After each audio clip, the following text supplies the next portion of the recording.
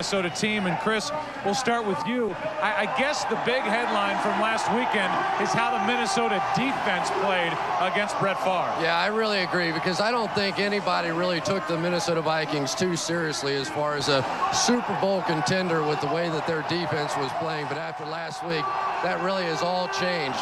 But right now, Dante Culpepper is the guy that's going to have to carry this football team. There's simply no question about that. He's done it all season with his arm. He's done it with his legs.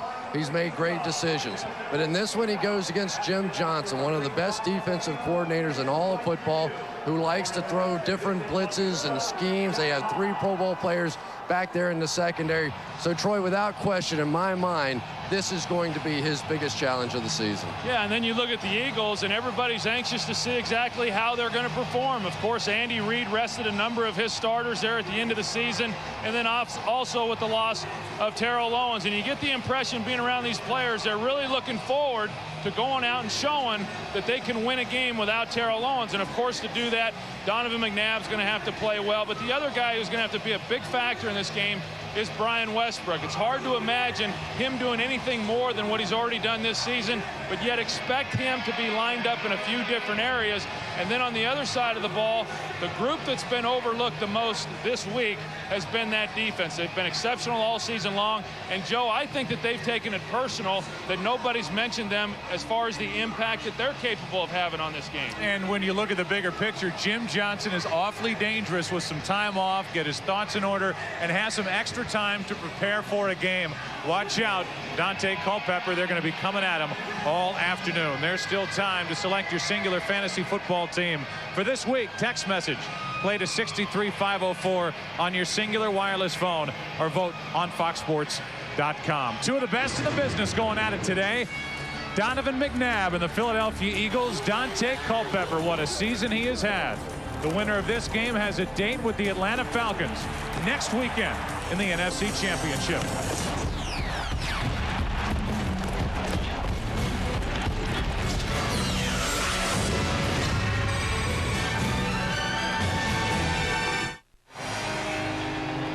Well, we know one thing. These fans aren't rusty after the layoff. They are charged up and ready to go. Hold on to your hair today. It is windy here in Philadelphia. The Minnesota Vikings won the toss. They receive.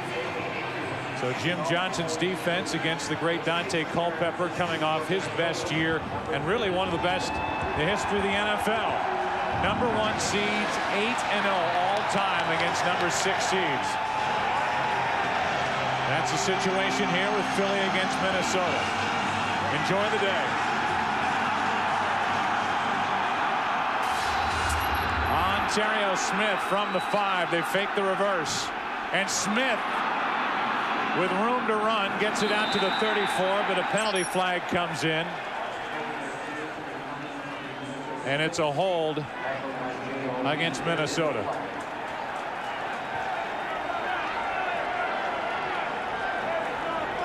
During the return, holding, 97, 10-yard penalty, first down. So they get Johnson on the hold, and that will move the football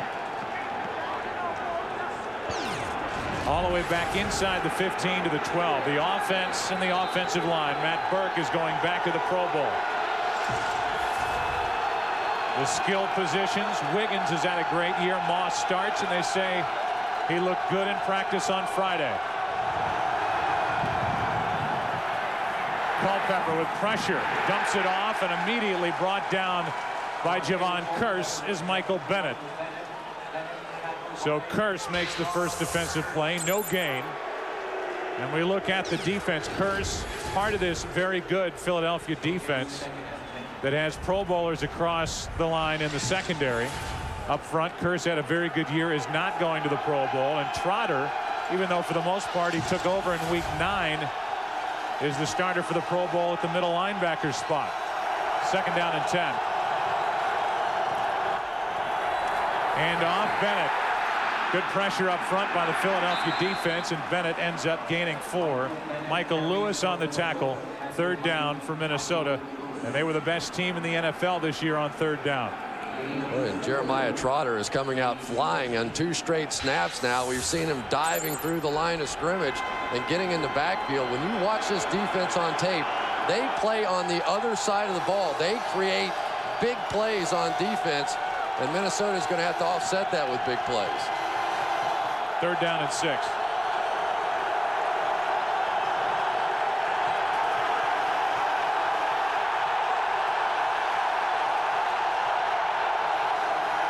Culpepper in trouble. Buys time, will try to run for it. He won't make it. Culpepper knocked out at the 20. It's time for a Vikings punt. Michael Lewis, the safety, up to make the spot again, and a penalty flag is down on the field. Right now they're spotting the ball just shy of the 20, a couple of yards short of 1st down yardage. The indication is that it's against Minnesota. And if it is, the Eagles will decline it, and the punt will come from Bennett. The sophomore Morelli, this is his first playoff game as a referee. He's actually working with Bill Vinovich's crew, but he's a first-year referee, and they are not eligible to work in the postseason. There is no foul on the play. 4th down. You know, when you talk about Jim Johnson's defenses, his big thing is on 3rd down. That's when he likes to bring pressure, and Dante Culpepper certainly sees that. He comes up, makes a check, trying to block up the blitz. They don't, however, get the blitzer off the left side of the offensive formation, and that's why Dante had to get out there and try to scramble. They slid the line off to the right, and Michael Bennett is going to have to come to the left and pick up that last guy if they're going to use that protection. That was Derek Burgess, who came in to flush Culpepper out of the pocket. High snap. Bennett gets off a beautiful punt. And taking it in and being knocked down immediately is Dexter Wynn. A return of -2 yards, and on the stop it was Russian Jones who came down the field and made the quick hit and stop. You know, so much of what the Eagles wanted to try to do when they come into this game, because they know they're facing a very explosive offense in the Minnesota Vikings, a team that led the National Football League converting on 3rd downs, over 50% for the season. Jim Johnson wanted to try to get them into 3rd and long situations, bring the blitz pressure package, something they did not show a lot of in their first meeting back in week 2. The Eagles will start with 3 wide receivers for their first play, which starts at their own 32. Play action. McNabb with all day, fires, and the pass incomplete. Lewis, the intended receiver, and Antoine Winfield, who was brought in from Buffalo along with Brian Russell there for the stop. And what a difference Winfield has made on this defense for the Vikings. Well, if the Eagles are going to have success today, they're going to have to stop Kevin Williams, who has become their Pro Bowl player. We saw last week he drew the double teams against the Green Bay Packers. So if they're going to stay with those double teams, some of these other guys are going to have to start getting some pressure. They can't just rely on Kevin Williams. 2nd down and 10. Westbrook is split out wide to the right of the formation, down at the bottom, and they throw to him. The throw is high. Westbrook gets it out to the 37, picked up 5. 3rd down coming up for Philadelphia, offered on the stop. Well, that's one of the things that we're going to see a lot of. It really becomes a game within a game. How are the Eagles going to deploy Brian Westbrook, and how are the Minnesota Vikings going to answer that? They start him in the backfield. They split him out as a wide receiver. That then makes Willie Offord, a safety, come out and cover him. And I can tell you that Brian Westbrook, when he comes out and lines up at wide receiver, they do not care who they put on him, and that includes Antoine Winfield. They like that matchup. 3rd down and 5. McNabb throws a pass incomplete, no flag as Freddie Mitchell was stumbling. Claiborne was defending for the Vikings, and it's 3 and out for Philadelphia. Yeah, Troy, I've got to say, though, that if they keep trying to play Willie Offord against Brian Westbrook, they are going to lose this game. The Vikings came in here talking about playing their best player, Antoine Winfield, a cornerback, against Brian Westbrook wherever he went, but that safety Westbrook matchup will not work. 3 pass plays from the Eagles with their first possession. Burleson on the return from inside the 25, gets it across the 30 They'll mark him out at the 32. 3 and out each side. Vikings get it back. No score here in Philadelphia. As we welcome you back, we remind you you're watching Fox Sports, broadcasting in the world's finest high-definition standard. And we are glad you're with us. The winner of this game will move on to take on the Atlanta Falcons, who just took apart the St. Louis Rams last night. Second possession for the Vikings. And they come out with 4 wide receivers.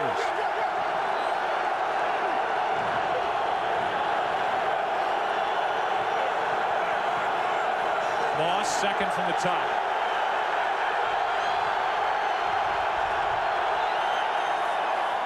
They just get it away, and the pass skips into Burleson. Covered by Sheldon Brown. You know, one of the things that the Vikings like to do is they like to spread people out in their offensive systems and then determine whether or not in the box, if they've got enough blockers in order to run the football, or if the defense has too many defenders and they're going to check to the pass. That's a game that Philadelphia is playing right now. Sheldon Brown jumping in and out, trying to mess with Dante Culpepper and some of the checks that he likes to make at the line of scrimmage.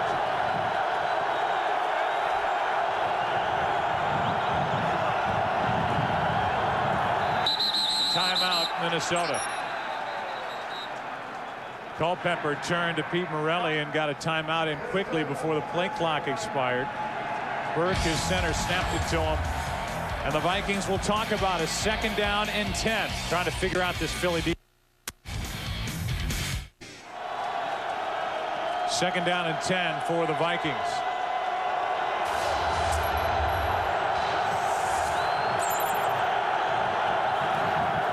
Culpepper hands to Bennett, who's met in the backfield and driven backwards. Simon was there with Cris.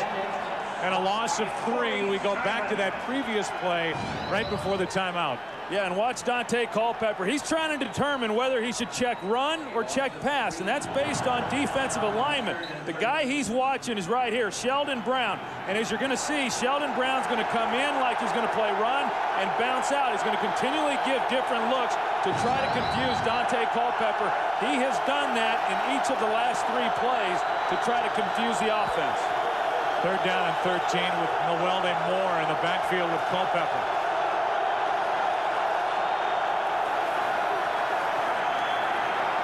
Culpepper with all day down the middle, can't get it to Moss.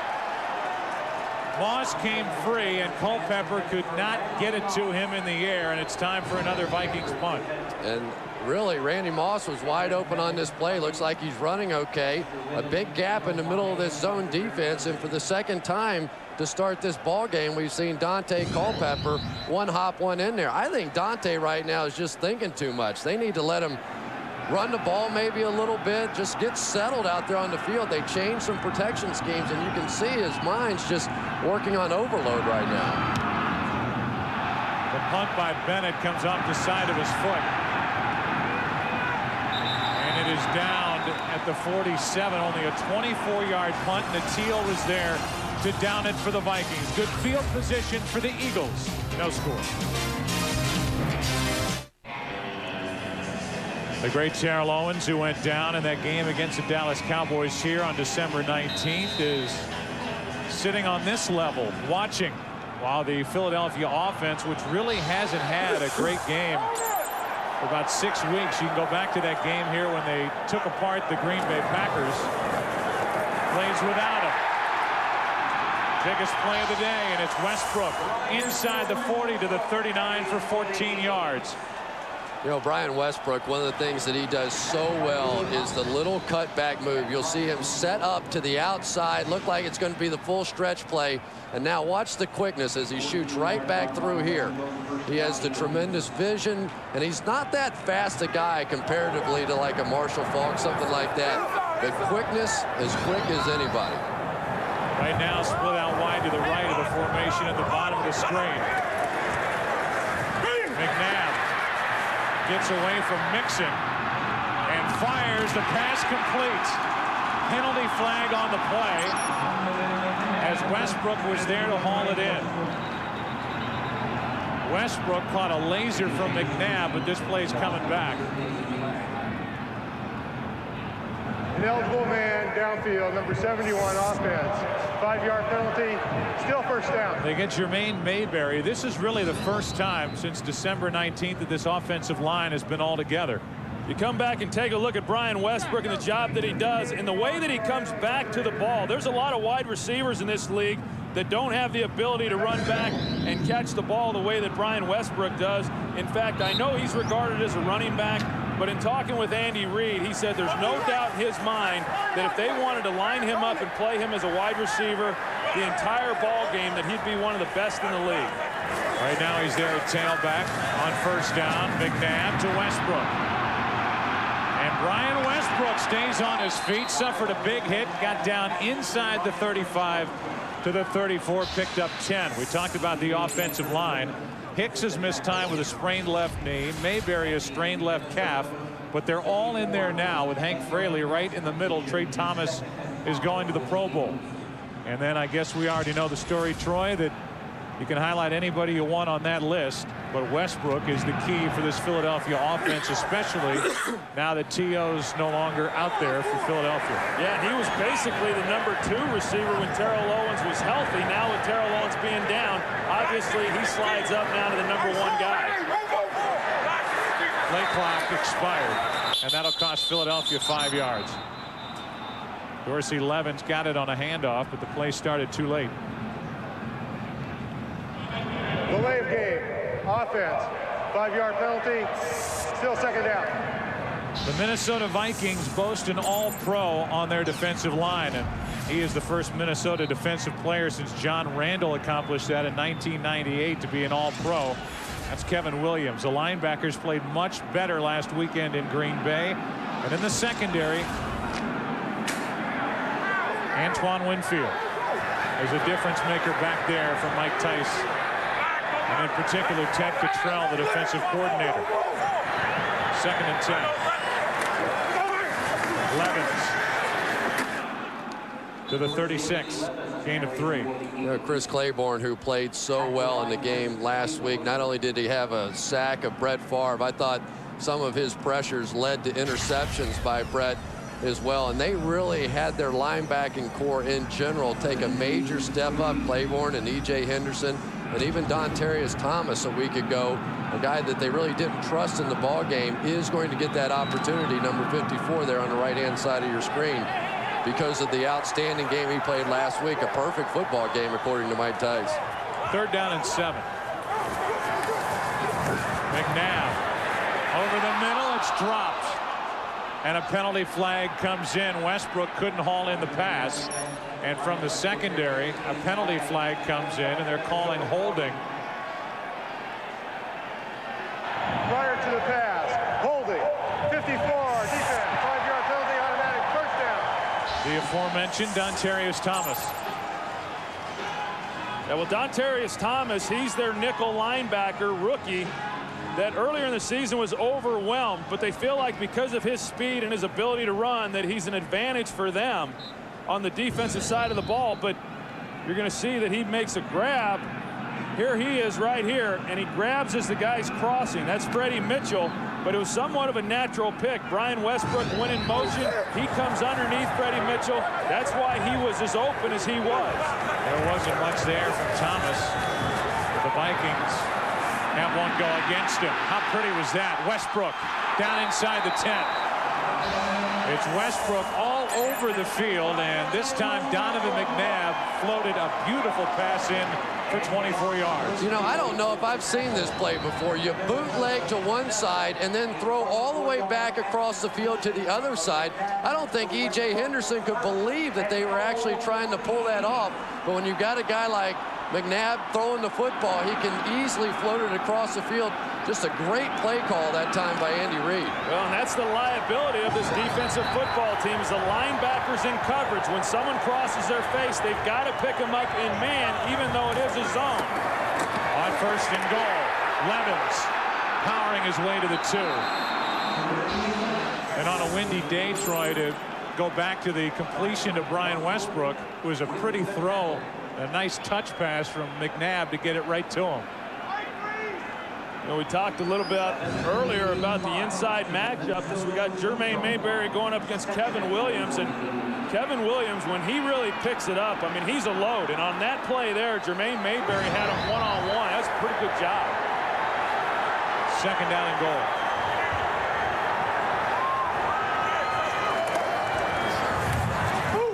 McNabb looking to throw, fires, and it's incomplete. Freddie Mitchell, the intended receiver. I think to go back to what you were talking about, Joe, as far as Donovan McNabb and him throwing the football right now, I think those are some of the things that you look for when you talk about a guy who hasn't played much football in recent weeks. Are they going to be rusty? He's throwing the ball pretty well, and it's not really great conditions. There's a crosswind blowing out here today. Watch John Runyon on this play right here. He's going to get 2 knockdowns on one play. 1, 2, and allow McNabb to get out on the corner. Third down and goal. McNabb to his right, fires. Touchdown, Mitchell.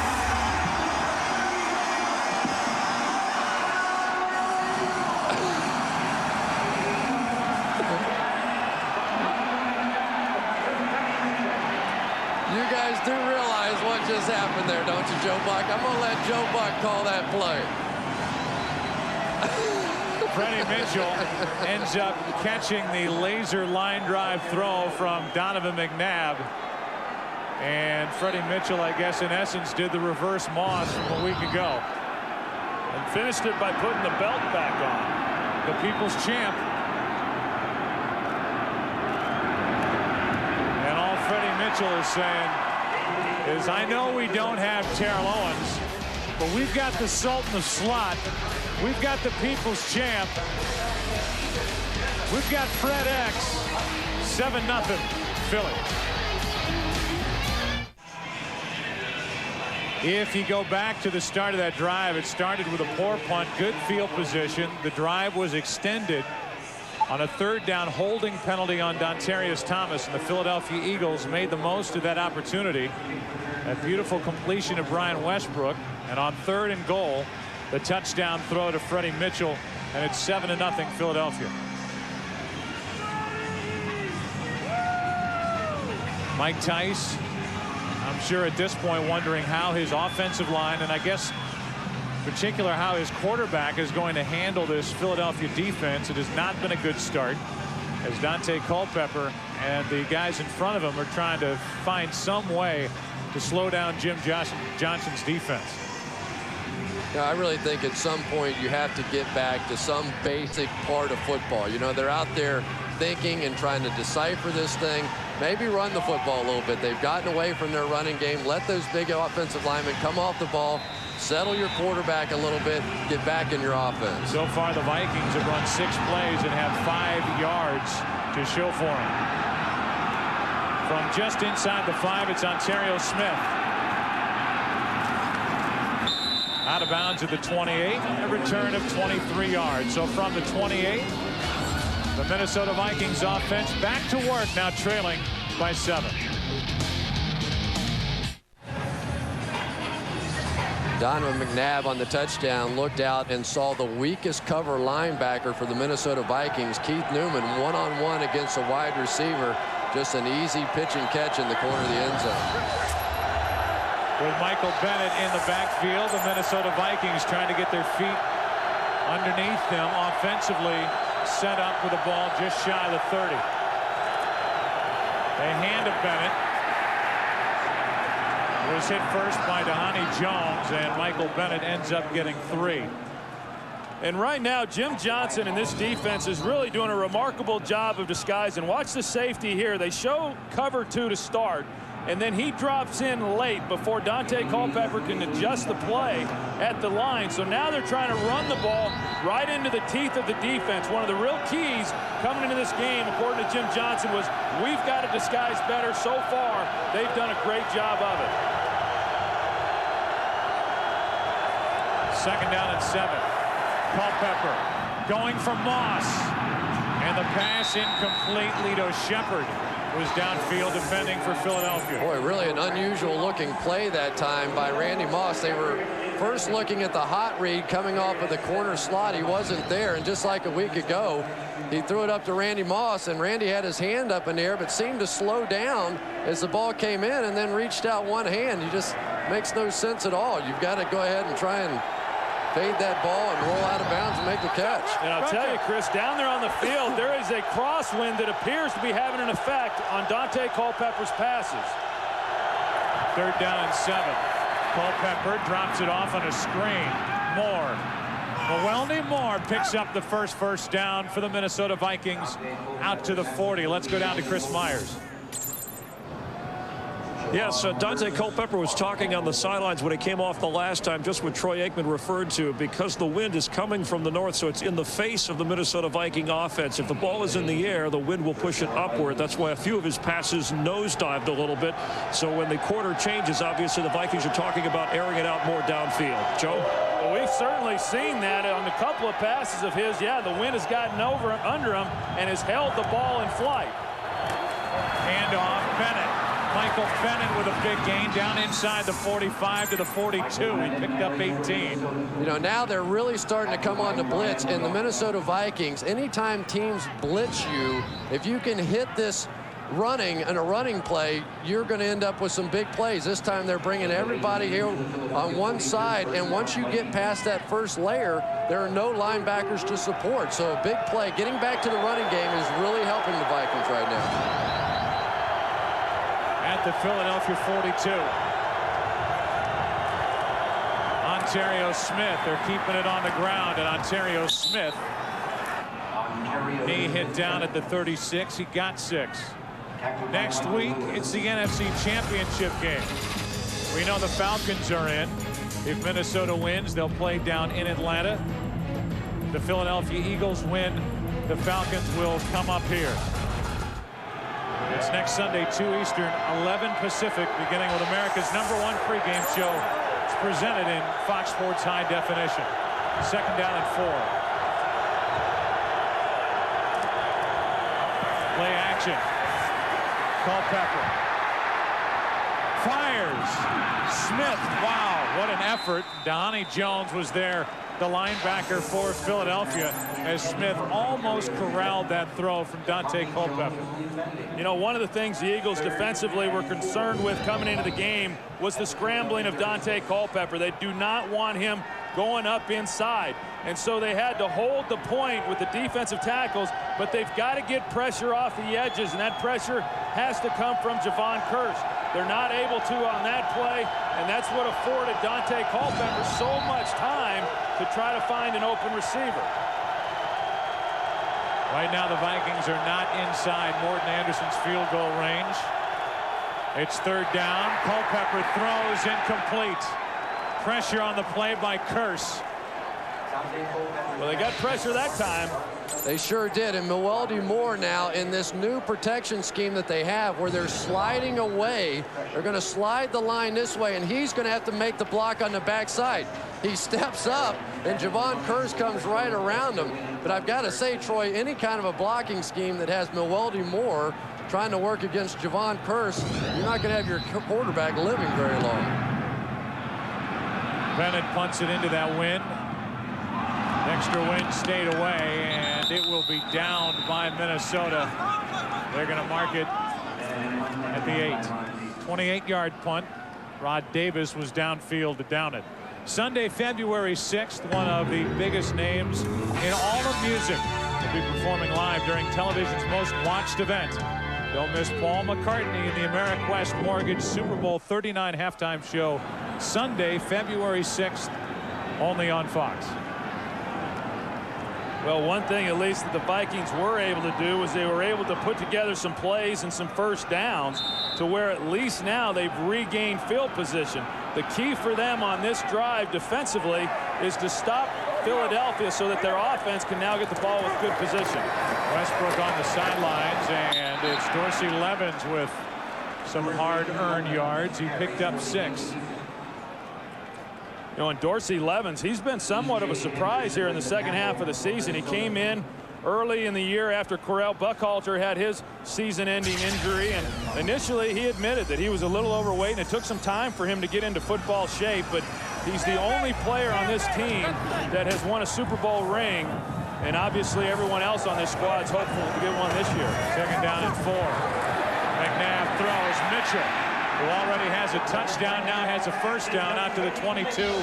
Let's go down to Pam Oliver. Well, Joe, Terrell Owens continues to rehab that severely injured right ankle. I spoke with Eagles trainer Rick Burkholder earlier today about Owens' progress, and he said T.O.'s been very aggressive in his approach, and because of that, he's experienced a few setbacks. I asked him about the possibility of T.O. being available for the playoffs should the Eagles make it that far. He kind of cringed and said, we still have a long, long way to go. Back to you. Talking about the Super Bowl, thanks, Pam. Just over 2 minutes left in the 1st quarter, and that's Mixon, who was there to meet Brian Westbrook on that flip, a gain of only 1. Well, what a fantastic play that time by Mixon. He saw that shovel pass coming all the way. Good veteran football player on the outside. And he's going to see McNabb coming right at him, and he's not going to take the bait at all. Says, I've seen this one before. Pretty heads-up play. 2nd down for the Eagles.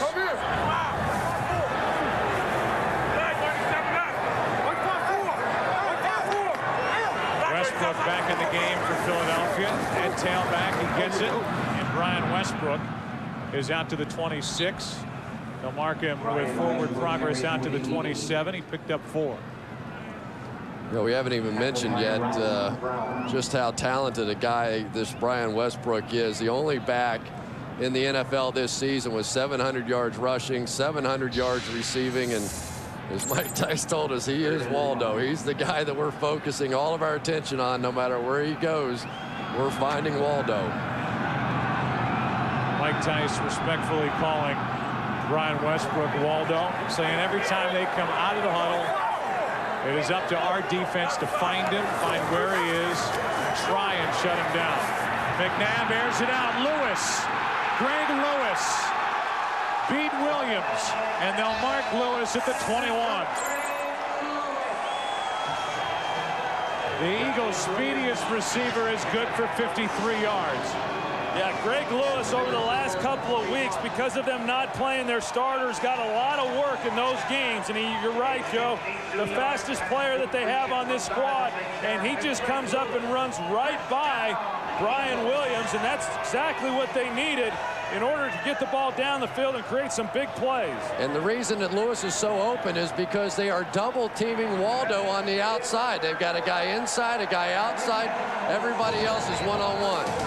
A touchdown for Freddie Mitchell in the 1st quarter. A 7-0 lead after 1 for the Eagles. McNabb in this Philadelphia Eagles offense at the Minnesota 21 with a 1st down.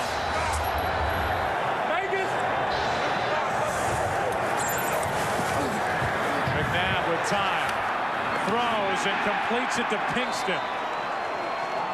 Donovan McNabb's last playoff game was the 3-interception evening against Carolina in last year's NFC Championship game. He is red hot right now. And what's surprising, Joe, that in that championship game, they came up and they pressed Todd Pinkston. He struggled with that. Now you've got Antoine Winfield, their best corner, and they have not yet pressed either of these receivers for the Philadelphia Eagles. And then obviously the offensive line doing a pretty good job. Donovan takes a hit late, but not before he makes the completion. McNabb 7 of his last 8. On 1st and goal, the pass, Westbrook, touchdown. What a pretty move by Brian Westbrook on that one.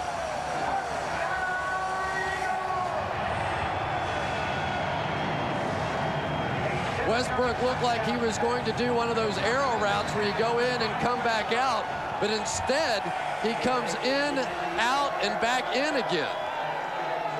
That's a fake, and now you go right back by him. Pretty play. That was a 92-yard drive. Great job by the Philadelphia Eagles moving the ball and coming out of that one with a touchdown. Akers makes it 14-0. Mitchell has one. Now Westbrook has one. McNabb red hot. 8 of his last 9, including this. The touchdown, and Donovan happy in Philly, up by 14. Welcome back to Philadelphia. Brian Westbrook gets his first postseason touchdown. He was not healthy last year during the playoffs, out with a torn tricep. But he is healthy, rested, and ready to go. And he has been busy here in the first half. Taking it from inside the 5, it's Moore. Moore looking for a good return from Minnesota. And he gives it to him. Out across the 40. And down by 14. A return of 38 yards from Moore. Exactly what the Vikings needed right there. Let's go back to the touchdown now. Watch as they explode to this formation. They're going to move everybody in the offensive formation, and everyone defensively now has to crisscross and late try and find their man. It becomes very difficult. They go to the quick snap, and just about the time you find Westbrook, he's by you. Yeah, and that's because they go to that defense, and so it's an isolation on the middle linebacker. The Vikings have got to do something else down there in the red zone. Dante Culpepper is the only quarterback this year to throw for over 300 yards against this Eagles defense. They hand to Bennett. Bennett gets 1. The last possession, the Vikings had the majority of their success running the football, and that's something the Vikings haven't done well the last few weeks. You see what Culpepper did in the first quarter last week at Green Bay, 9 of 10. 2 for 7 for 8 yards so far. But Culpepper had a record-setting year. He ended up with 39 touchdowns, tied for 5th most in a single season. As he slings it out to Burleson, and Nate Burleson is ridden down by Brown. Sheldon Brown brought down Burleson, a gain of only 1. And let's go down to Chris Myers. Well, from the start of this game, the Viking energy level on the sideline has been very low, and Randy Moss, the ankle's okay, but his mood rather solitary. Opposite of last week, almost disinterested.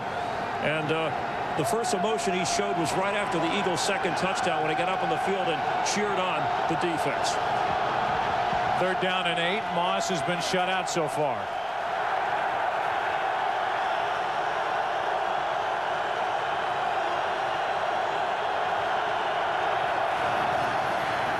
Culpepper airs it out. Robinson, the intended receiver, and what an effort. What an effort and catch from Marcus Robinson. Lito Shepherd was beaten on the play, getting to the football, and that was good for 40 yards. Yeah, and you got Goldberg doing a good job on Javon Curse. We've already seen him get some pressure on Dante Culpepper, and then on the outside, Marcus Robinson working against Lito Shepherd. Had one-on-one. Michael Lewis, the safety, trying to get over there and help over the top, but really Marcus Robinson has great leapers, and he just went up after the ball and brought it in. And that was no accident. They game planned. They thought their big receivers could out-jump these corners. Down to the 14-yard line is Ontario Smith. That first down carry good for 2 yards. You know, a big play by Minnesota in order to get down here to this end of the field, because this is an important drive. They've not really done much up to this point in the first half, and trying to keep this game close and come away with points on this drive is extremely important. Well, I can tell you, as a wide receiver, when you're playing with a bad ankle, you do get a little emotionally down because you know you can't do all the things that you could do otherwise. See what happened week 2 for Minnesota here in Philadelphia. 5 times in the red zone, only 1 touchdown. Culpepper throws. Campbell on the reception. And Kelly Campbell is going to be brought down about 1.5 yards shy of a first down. Did a good job in coverage that time by Nate Wayne, the linebacker. He had Moss underneath the whole way, and it just is one of those guys that has the ability to really run on the outside. Mark Semino out at the outside linebacker position, but for this game with these wide receivers, Wayne and Keith Adams may be better players. 3rd down and 1 for Minnesota.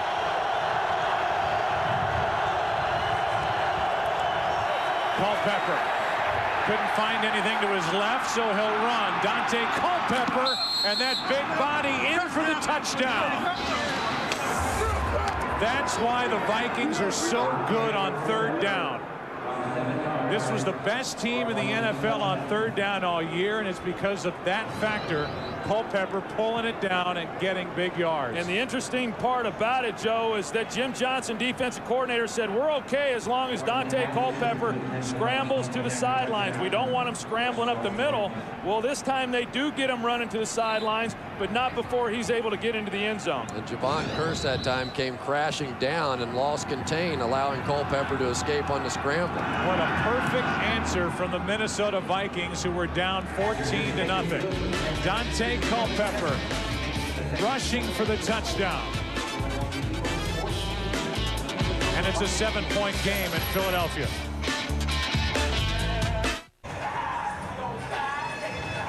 Not only did Dante Culpepper run it in from 7 yards out, but he was 3 for 3 for 48 yards on that drive, and he has accounted for 55 of the 58 total yards. He has been a one-man gang all season, and on that last drive, the Vikings needed him to answer the 14-0 score put up by the Philadelphia Eagles. 14-7 now, and it's J.R. Reed. Reed with a lane to run, and J.R. Reed all the way into Viking territory. Brought down at the 46, a return of 48 yards by J.R. Reed.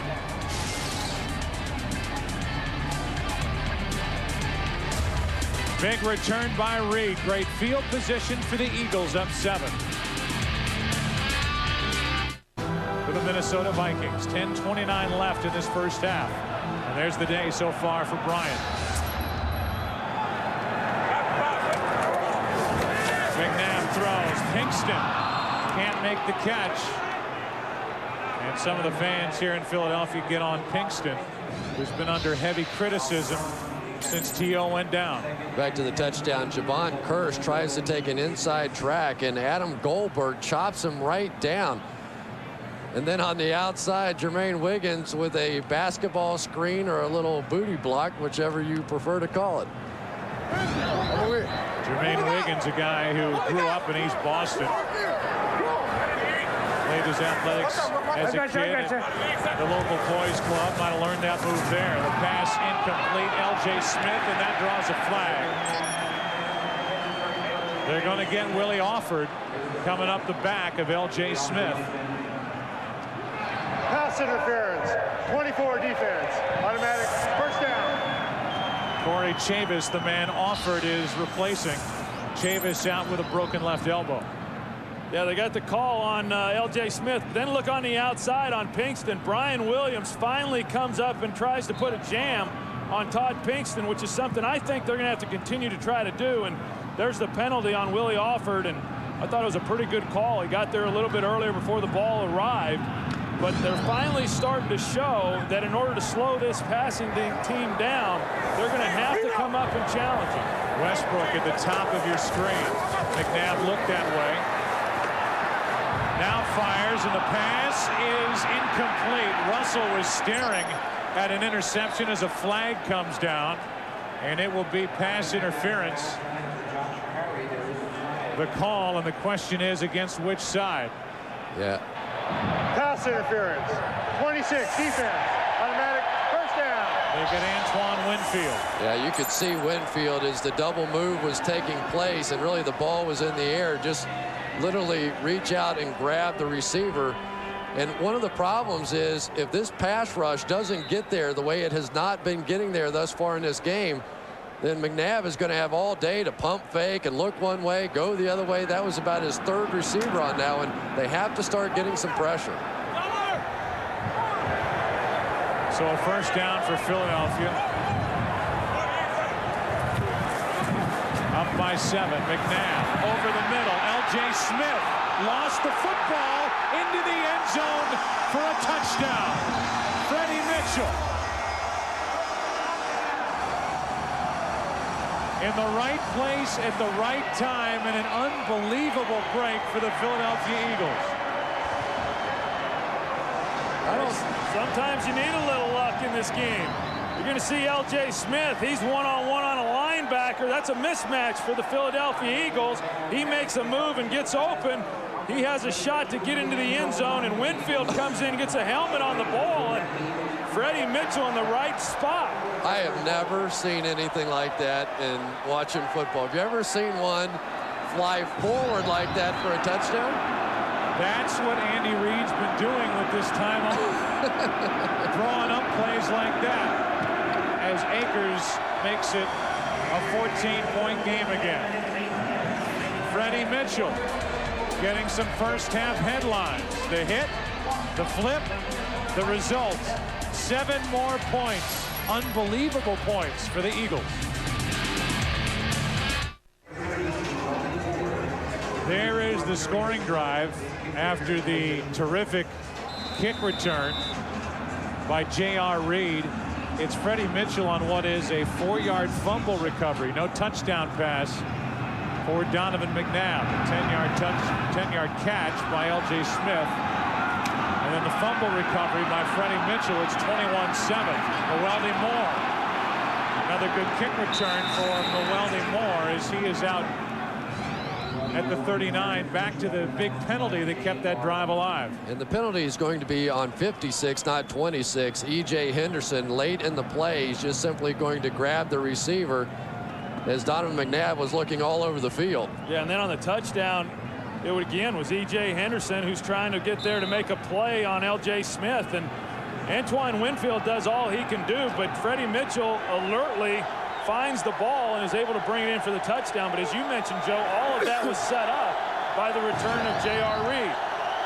3 times in this first half as Randy Moss gets his first catch of the day, and he is dragged down from behind by Jeremiah Trotter. 3 times, and those two get into it.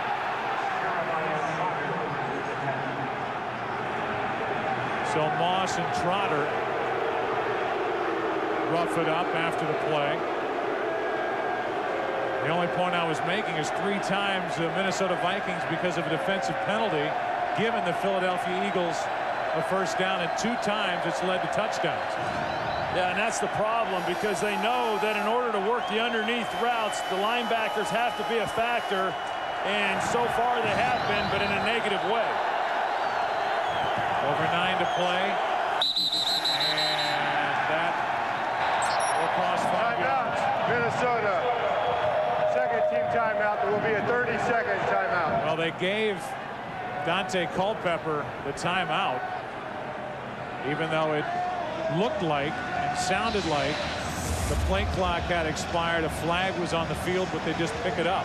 And I think what Mike Tice is saying is that you guys should have reset the play clock. At the end of the Randy Moss catch, they started the 40-second clock, but obviously there was a little scuffle that went on, so the play clock ran down, and Mike Tice comes out on the field and is trying to tell those guys, listen, when something like that happens, you have to reset the 40.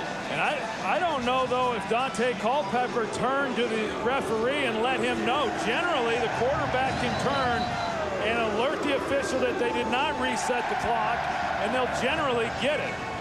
But yeah, that's a disappointment if the reason they had to burn the timeout was because the officials didn't correctly reset the clock and give the Vikings enough time to execute the play. We saw Randy Moss and Jeremiah Trotter get into it.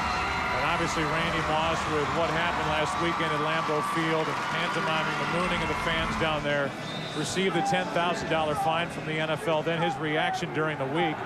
We talked to Mike Tice. He said, I know Randy Moss well enough to believe that he thinks enough's enough, and that will not continue on into this game at Philadelphia.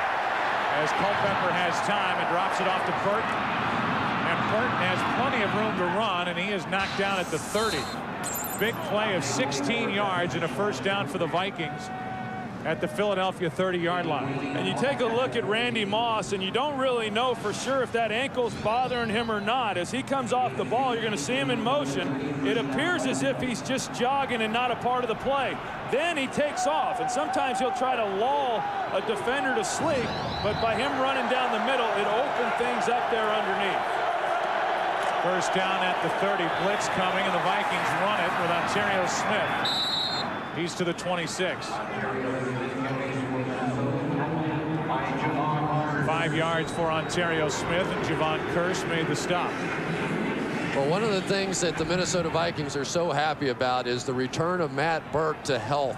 He has been such a key to their running game. He's the center for the Minnesota Vikings, and his ability to get out and pull and lead those plays is a big reason why the Minnesota Vikings had not been running very much, but now that he's healthy, they feel like they can get back to it. 2nd down and 6. Blitz coming from the Eagles. Handoff is to Ontario Smith, and Ontario was able to keep his footing long enough to get it to the 20, and it depends on the spot as to whether that's enough for a first down. You know, one of the things the Eagles like to do is they like to bring Jeremiah Trotter and just have him blow everything up. He's the middle linebacker, and he doesn't always have to get there. That time he takes on Matt Burke, but by his presence coming up the middle, it forces the runner to get to the outside. And Jeremiah Trotter, he'll do that in the run game. He'll also do that within the passing game. But Jim Johnson feels that that's what he does best, just trying to blow up the interior of that offensive line. And he got there so quickly, Matt Burke had no choice but to hold him. I don't know how in the world they didn't make that call. You look at what a difference Trotter made when he took over in the middle. And the rushing yards allowed per game 1 through 8. They had Semino there, and Semino right now, after being moved to the outside, is out with a strained ankle. And then when Trotter came in, it was an immediate difference. 3rd down and inches.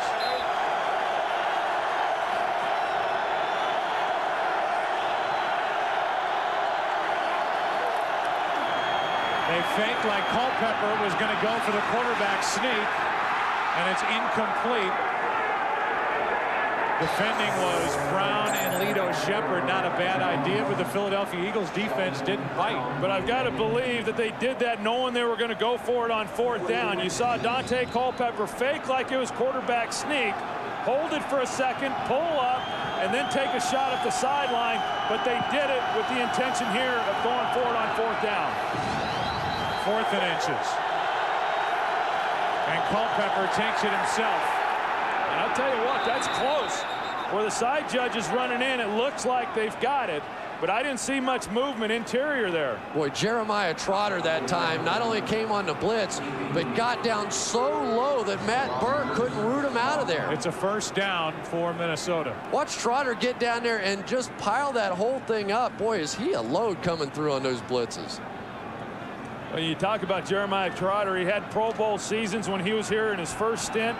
Then he went off to Washington, did not play particularly well, came back off the knee surgery, and this scheme really fits him well. Handoff is to Ontario Smith. And there's Trotter again. And here's the biggest point about Jeremiah Trotter. He wanted more money. He didn't get it. He had a clash with Andy Reid. He was big enough to come back here. Andy Reid was a big enough man to bring him back here. And how did Trotter get back into the good graces of the Eagles? By working hard on special teams. Just watch Trotter. He's going to get blocked initially, get off of Matt Burke, and still come back around and make the play. He has been so intense on the field to this point. Still only 27 years old. It's 2nd down and 7. Culpepper, Ontario Smith was left alone, and Ontario has a Minnesota first down at the 8. I'll tell you what, you've got to be impressed with Dante Culpepper and what he does.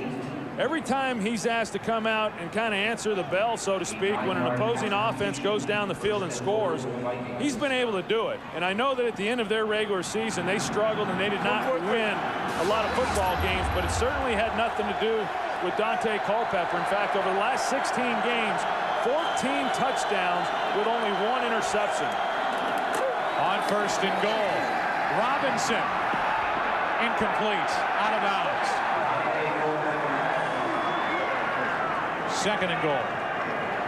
The jam at the line of scrimmage that time by Lito Shepherd, I believe it was, on the outside, forced Marcus Robinson to go so wide there was no room left on the field for Dante Culpepper. That is just too small of an area.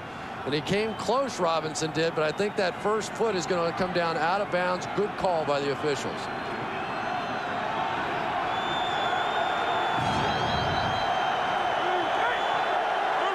Randy Moss at the bottom.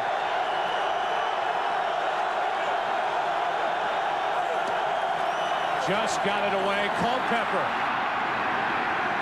inside the 5. They'll mark him at the 3. It's 3rd and goal, and that was a design draw by Dante Culpepper. That's exactly right, Joe. Yeah, and that's one of the weapons that they have because of his ability, not only his ability to run, but because of his size. And you spread a defense out like that, and then you've got a blocker for a defender, and it's one-on-one matchups, and it's a matter of Culpepper at that time just finding a lane. You know, and I don't think they necessarily have to get the touchdown on this down. It brings the possibility of a run back in here because they may well go for it on 4th. I agree. If they can pick up 2 or 3 yards here, I would fully expect them to go for it on 4th.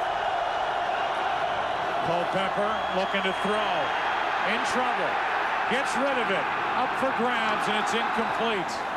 Randy Moss the closest to it. Michael Lewis and Lito Shepard were defending for Philadelphia.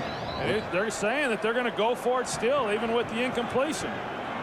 Now they changed their mind.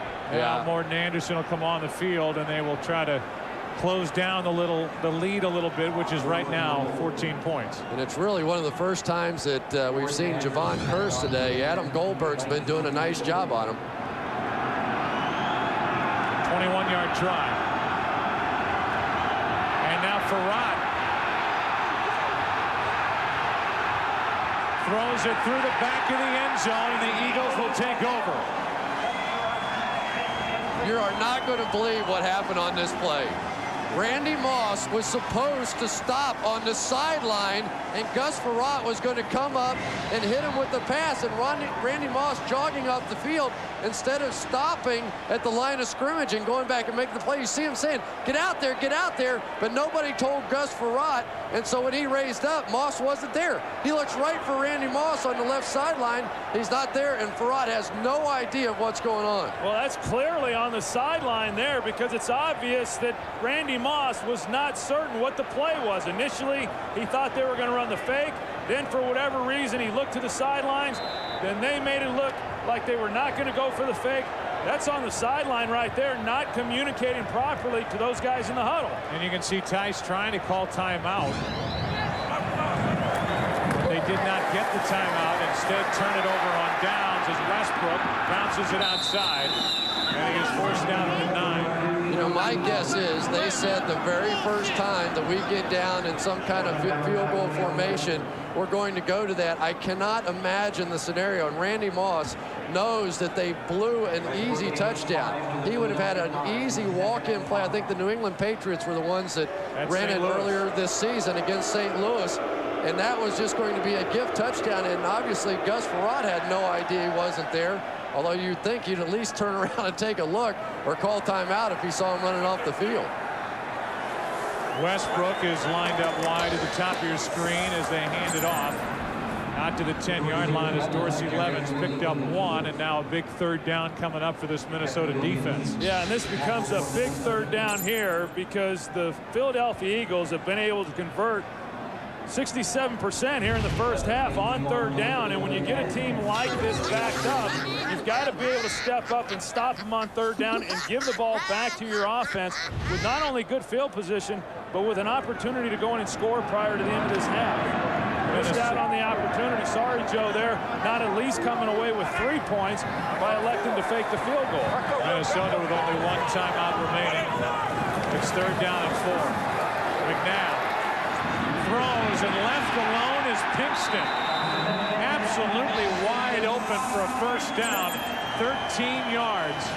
Unbelievable move by Todd Pinkston this time, and he got some help from McNabb as he came in, sold the slant. That's when McNabb did the pump fake, and Brian Williams jumped all over it. Pinkston was wide open. But Chris, Brian Williams and Antoine Winfield are playing right into their hands. I mean, they knew coming in that the problems that the receivers have had for Philadelphia, minus Terrell Owens, is the press coverage. We've seen it twice the entire first half. I couldn't agree more. On 1st down, Levens. A nice run by Dorsey Levens for another Philadelphia 1st down. He got 11. And somewhere Ricky Manning Jr. is saying, didn't you guys watch the championship game last year and what we did to Todd Pinkston? You can't let him come off the ball running free. He's one of the fastest guys on this team, a major deep threat. Right now they're looking at Jermaine Mayberry on the sideline, so he is not in his right guard spot. I'm not sure it matters that much, though, because they have had so many guys in and out at the guard position this year. Now Steve Shulo goes in, and he's played a lot. On first down, McNabb throws the pass complete to Perry. That ball's alive. And that ball is a live ball, and the Vikings have it. Perry lost the football along the sideline, and as the ball was laying there, Claiborne was there to pick it up for the Vikings. Exactly what happened in last night's game with the Atlanta Falcons. When Michael Vick laid it down, he goes to the ground, nobody touches him.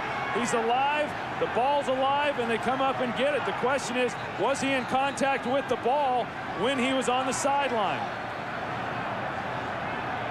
I would think that would at least be worth a challenge. Claiborne had been out of bounds, came back in and recovered the fumble with the ball laying there on the ground. The Vikings are going to come up and try to run a play quickly. But I think the ruling is a defensive player can be out of bounds and be the first to touch. An offensive player cannot. So by the fact that he reestablished himself, I believe he has the right to pick up that ball. Now the question may be, Philadelphia is challenging the ruling on the field that the defender and the receiver were both out of bounds in the recovery. Yeah, see, that's what I think is, was he on the sideline when connection to the ball, and therefore the ball would have been out of bounds by rule? A challenge. We'll come back and get the answer after this.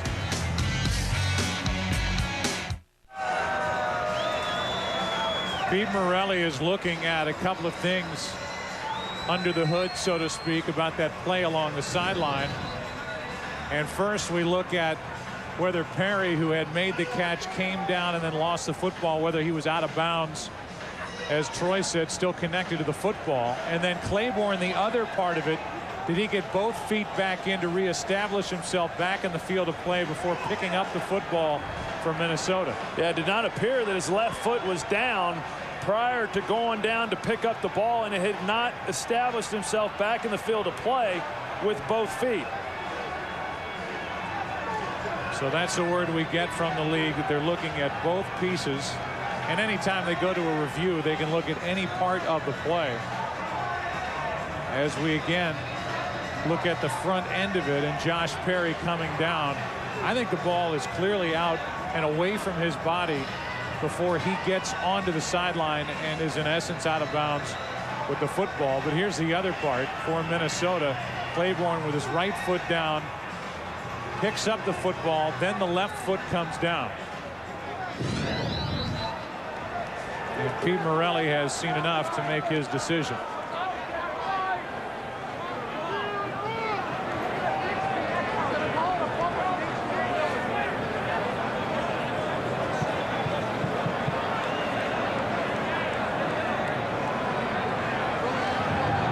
After reviewing the play, Minnesota defender number 55 went out of bounds, came back in, did not reestablish himself. Therefore, it's ruled a fumble out of bounds. Philadelphia ball, first and 10, second down on the 41-yard line. It was a first down catch and run, and Josh Perry exhales as he nearly gave the Minnesota Vikings a chance to put up some points here before the end of the first half. 2:10 remaining. And it's second down for Philadelphia with a ball at their own 37.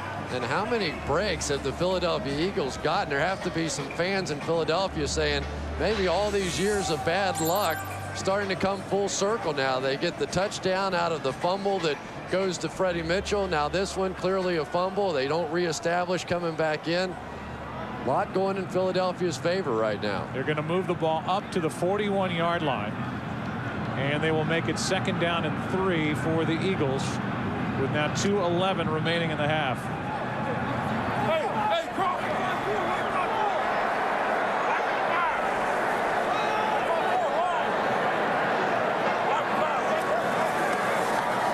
On second down, they set up a screen for L.J. Smith.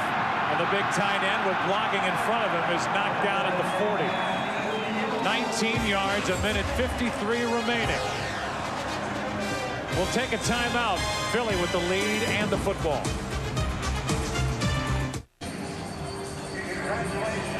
It's a 21-7 Philadelphia lead, and Donovan McNabb and the Eagles facing the questions all week and really for the past 3 weeks or so. How are you going to come out in your first game in the playoffs when all of a sudden it all counts again? Are you going to be rusty? Are you still going to have that edge? I think so far so good. Yeah, I would agree with that. Yeah, I think they've come out here and looked very sharp here in the first half. On first down, McNabb throws up his back foot and fires incomplete. Westbrook the closest to it. Let's go down to Pam Oliver. Hey, Joe, as you may have noticed, Eagles right guard Jermaine Mayberry is back out on the field. The trainers put a sleeve and a huge brace over his elbow. They say he's got an elbow strain. They taped that down. He's giving it a go. Back to you. All right, thanks, Pam. So Mayberry back in. Shulo is out. And it's 2nd down and 10 for the Eagles. Well, it's been a tough year for Jermaine Mayberry. He's missed a lot of time between calf injuries and then that elbow. He's missed 3 of the last 4 games coming into this one, even with some of the rest last week, and just been battling that all year. On 2nd down and 10, Westbrook did all he could. Winfield was in his face. The winner of this game will move on to take on the Atlanta Falcons, and taking St. Louis and the way they played guys out of it for a moment defensively and special teams wise, you can't help but come away impressed with what the Falcons did last night. They just crammed it right down the Rams' throat. Yeah, I just really was amazed, and I think we're now beginning to see the difference between some of these top-seeded teams and the teams that managed to get into the playoffs with that 500 record. And a timeout taken by Philadelphia. That's their first. Coming up on the Visa Halftime Report, JB, Terry, Howie, and Jimmy will have highlights from this game. Their analysis. The Fox Sports ticker has up to the second scores and stats, and then we'll have a preview of the Indianapolis Colts and the New England Patriots, and I for one can't wait to watch that one. That's going to be a fun battle. Oh, I don't think there's any question, and I know a lot of people right now, especially because of the injuries that the New England Patriots are faced with and the way Peyton Manning and this Indianapolis Colts offense and weapons that they have. But something tells me, Chris, that Bill Belichick will have something up his sleeve that they haven't seen. Yeah, he really does. And for this game, Donovan McNabb, really, for a guy that's essentially taken a month off, has just been phenomenal. I mean, he's come out here, made every throw. Sometimes when we see him and he's a little rusty, he comes out and throws the ball high and it gets away from him. But not today. He's been right on the money all day. And there was really no mystery as to what the Philadelphia Eagles were going to try and do coming in. You kept hearing the name Westbrook, and people around the country might not be aware of how talented this guy is. But we have seen a lot of Brian Westbrook. It's 3rd down and 11. And this Minnesota defense needs a stop. McNabb with time fires, and the pass complete. 1st down, Greg Lewis. I tell you, that was a heck of a catch there by Greg Lewis. Donovan McNabb sees the pressure. He checks to it to block it up. And Greg Lewis, a guy, again, who hasn't gotten a lot of reps, but runs great routes, gets in and out of the breaks well, and it's a good thing because otherwise he never would have been able to get back to that ball. McNabb looking to set up the screen, and it's bobbled. Levens could not come down with a pass, and a penalty flag is out and on the field on that play.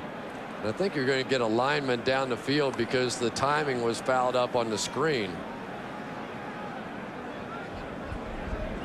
Ineligible man, downfield, number 63 offense. 5-yard penalty, still 1st down. They get Hank Fraley, the center. And Hank saying, what took you guys so long, man? I'm sitting down there counting 1,001, 1,002, 1,003. The screen's supposed to be gone, and I'm 20 yards down the field. I tell you, I remember back in 2001 when they lost Bubba Miller, their starting center for the year in training camp, and they brought in Hank Fraley to replace him, and everybody thought, oh no, we don't have the right guy, we're going to be weak at that spot. The guy hasn't missed a game since. The legend of Honey Buns was born shortly thereafter. That's right. 1st down and 15. Handoff is to Levens, and he's knocked down inside the 30 at the 28 by Kevin Williams.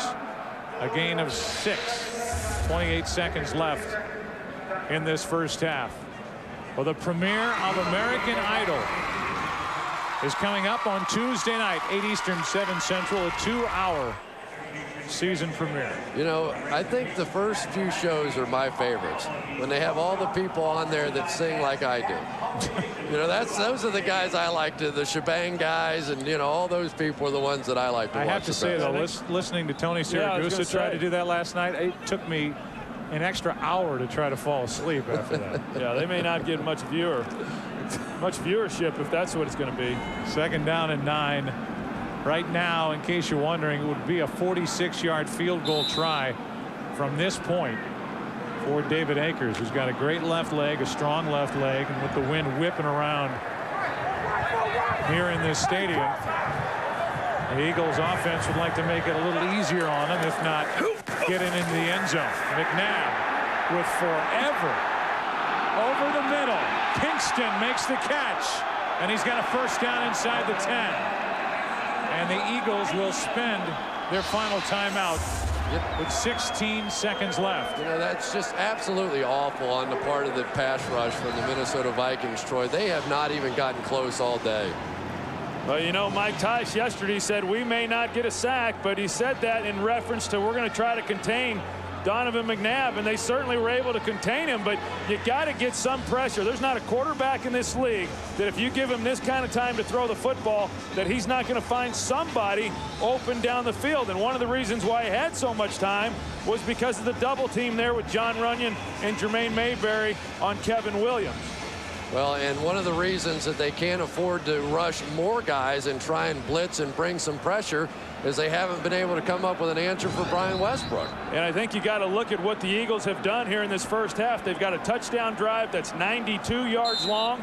And here this drive began on the 4-yard line. And here they are now on the 9, knocking on the door for another touchdown. Remember, this drive started when the Minnesota Vikings tried to fake it on 4th down, and Moss was not on the field. Turned it over on downs, and now the Eagles are looking for 6 as they throw to L.J. Smith, incomplete. Ryan Williams was out there for the Vikings at 2nd and goal. 10 seconds left, and remember, Philadelphia's out of timeouts. You know, that's some of the stuff there that L.J. Smith really does a good job of. He had started the year very slowly, but for a guy his size, does a good job of getting out of some breaks. And I know, talking with Donovan McNabb and Andy Reid a couple of days ago, they really felt that L.J. Smith was going to be a huge factor in this ball game. He's already had a couple of catches here in the first half, but I would expect more of it as we go into the second half. The number 3 offensive team inside the red zone during the regular season. McNabb finds Levens, and he is hit immediately. What a good play, and it's no surprise that it's Winfield, and with that going over the middle and no timeouts remaining, it stays a 14-point game. You have got to be kidding me. You simply cannot make that pass. You throw it in the end zone or you throw it nowhere. Tice is almost smiling leaving the field as they just dodged at least 3 points. 21-7 at the half. Feats a halftime show coming up after this from your local Fox station. 14-point Eagles lead as we get ready for the start of the second half. Let's go down to the sidelines and check in with Pam Oliver. Hey, Joe, after talking to Andy Reid, you think the Eagles were down by 20 instead of up by 14. He told me at halftime the things he want to emphasize in the second half is to just stay aggressive, to try to stop them offensively. Minnesota with only 156 yards of total offense in the first half. He says we've also got to be aggressive, stay aggressive on Dante Culpepper. Now for more on the Vikings, let's go over to Chris Myers. All right, Pam, I talked to Mike Tice on the botched fake field goal. He said an offensive lineman was out on the field and wasn't supposed to be, so when they waved Randy Moss off, he came off because they would have had 12 men on the field. He said he might try it again because it would have worked had they gotten their part right. Also on Donovan McNabb, he said they need to put more pressure. They're too worried about containment. They're going to come at Donovan McNabb. It may be tough. Kenechi Udeze, one of their defensive linemen, has a hip pointer. He's doubtful for the rest of the game. Let's go back up to the booth. All right, Chris, thank you very much. In years past, we've heard teams say we want Donovan McNabb to have to beat us with his arm. Well, he had a very good first half with his arm, picking apart this Minnesota defense because of all the time he had back there. This is Reed, and J.R. Reed gets it out to the 29-yard line.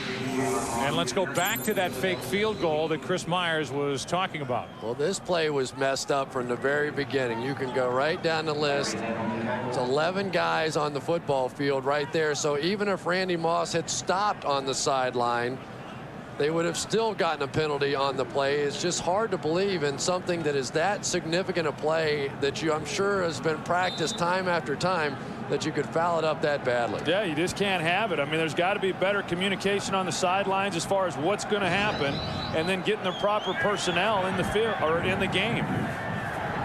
Eagles open up with 3 wide receivers and Westbrook in the backfield. They hand to Westbrook, and he is swallowed up immediately. Spencer Johnson. Gain of only 1. The halftime statistics. Donovan McNabb throwing for 209 yards. Total yards. You see the first downs right on down the line, and the red zone touchdowns, only 1 in the first half for the Vikings. They left some points out there, as did the Eagles at the end of the first half. Yeah, and what's not on there is the third down percentages, and the Eagles converted 80% of their third downs while they held Minnesota to only 38%. McNabb throws, and the pass incomplete. Mitchell caught it on a bounce. Uh-oh. And Freddie Mitchell's looking over at Andy Reid saying, challenge that. I caught that. And you just have to wonder how much Andy Reid trusts Freddie Mitchell, who's a little bit enthusiastic with everything he does. Thing bounced a foot before it got to him. And I think you now know why Andy Reid doesn't always trust a receiver in that situation. That's not even close. Guys, Mitchell's still doing it. He's looking from the huddle over at Andy Reid saying throw the challenge flag. He's still doing it. Wasn't even close. 3rd down and 9. A blitz, the throw incomplete. Lewis, the intended receiver.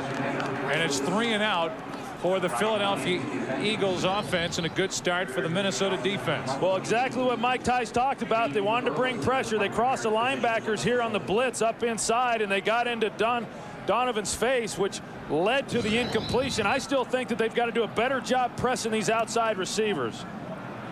The punt from Johnson. It takes a bounce and 2 and gets into the arms of Nate Burleson, who has nowhere to go and is just happy to hang on to the ball.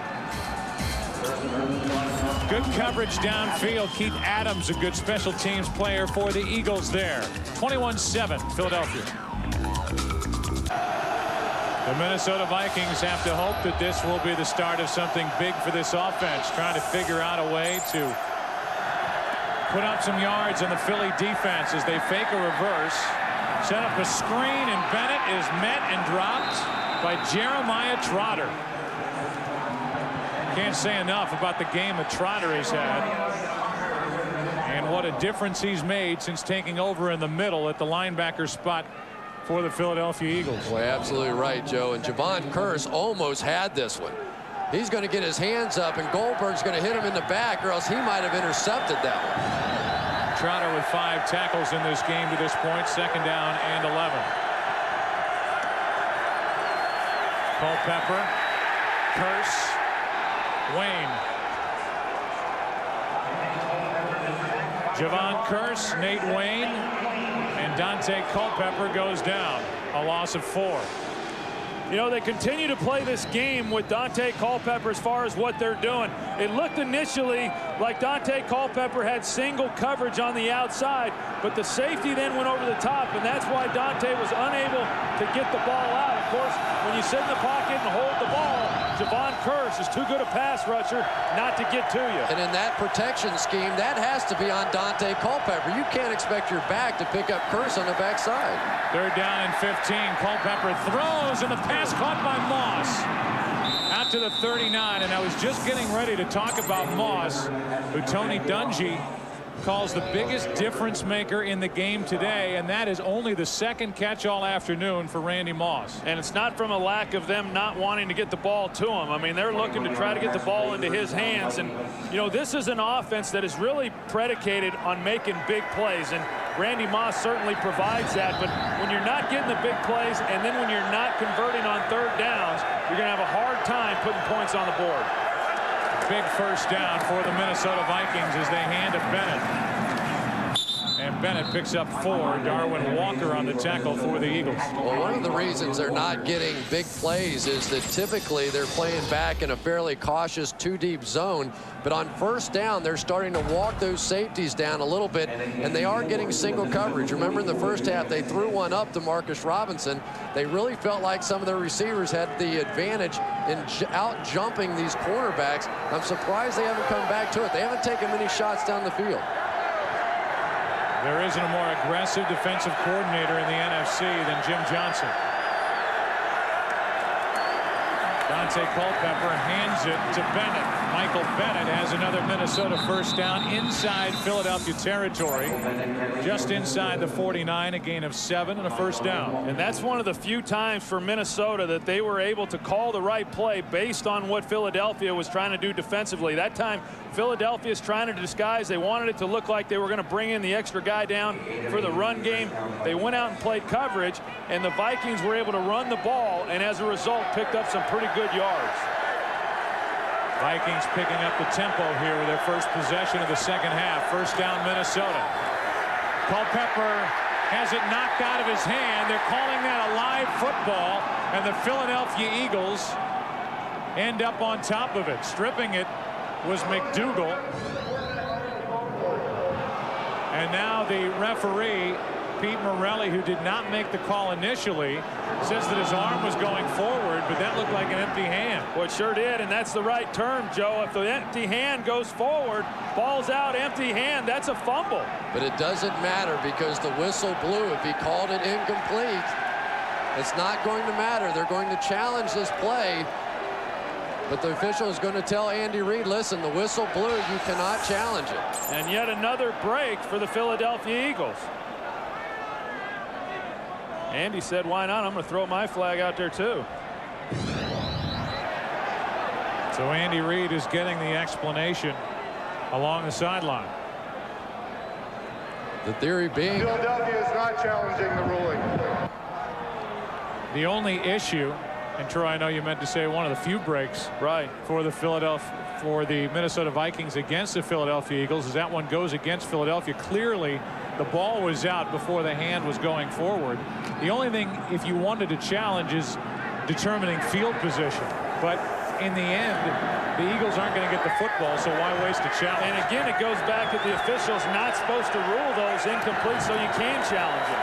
Second down and 10, and the pass is incomplete, and the flag comes in. Robinson, the intended receiver, and Sheldon Brown was defending for Philadelphia. Now a second flag comes in. Boy, it looks like they're going to get a hole. 24 to defense, 5-yard penalty, first down. And I have to tell you, on first glance, I didn't see that one. I thought, if anything, it looked like Robinson was initiating the contact and came off late. So with Sheldon Brown, it's the automatic first down, and the ball is placed at the 43.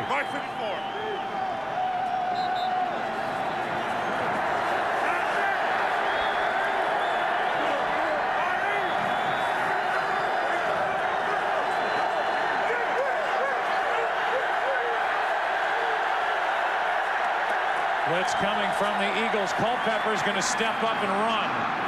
Dante Culpepper wrapped up at the 35 by Dhani Jones, a gain of 8.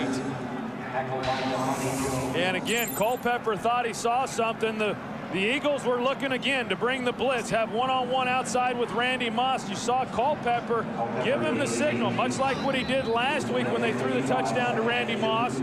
That's where he's signaling out to let the receiver know what it is that he wants. Instead, Michael Lewis goes back out over the top to cover, and that's why Dante Culpepper turned it into a quarterback draw. And an 8-yard gain at second down and 2. Culpepper hands to Bennett, and Michael Bennett has another Minnesota first down. And Jeremiah Trotter has just been relentless today. I think at some point you have to try and throw the ball over his head. He is playing downhill so hard. Every time they get in a cover 2 defense with those safeties split, Trotter is going to bite on everything in the running game. And the last time they tried it, when the fumble happened, Jermaine Wiggins was wide open down the field. You can't just let him live in your backfield. You have to try and do something to offset that. I tell you, I don't think they expect him to go down the middle, though, Chris, in that cover, too. I think they look for Dhani Jones to run with that middle guy. Trotter's coming again. The Vikings pick him up. Culpepper has time and floats it for Bennett, who cannot make the catch.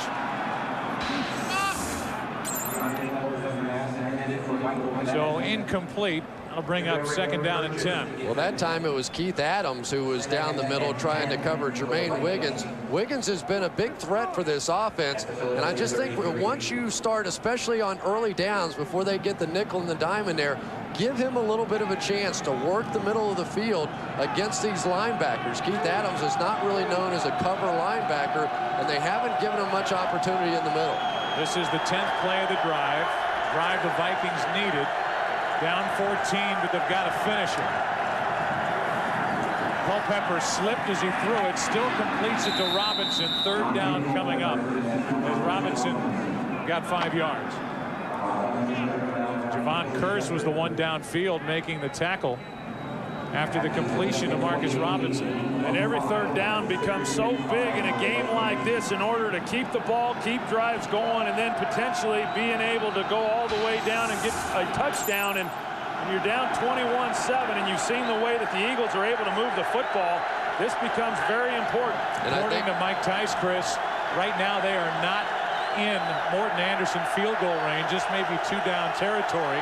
They're trying to get the 1st down. It's 3rd and 5.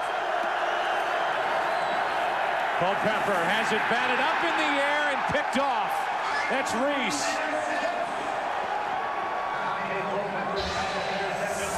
And the Minnesota Vikings, who had gone 3 games without a turnover, turn it over, and the interception for Reese. They stunt right into an interception. What a play by Ike Reese.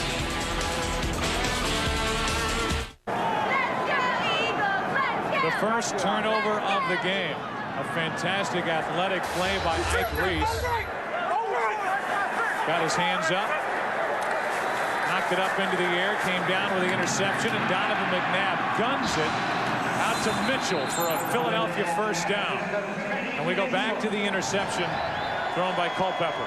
Here's Reese here, but here's Javon Cris, and they're paying a lot of attention to him. But watch Ike Reese come right this way and actually get blocked on the play, but have the presence of mind to get his hands up, tip it in the air, and make the play. Just a tremendous athletic play that time by Ike Reese. First interception thrown by Culpepper in his last 132 attempts. As Westbrook gets it, crosses the 45 out to the 46, gained 3. First one there was Williams.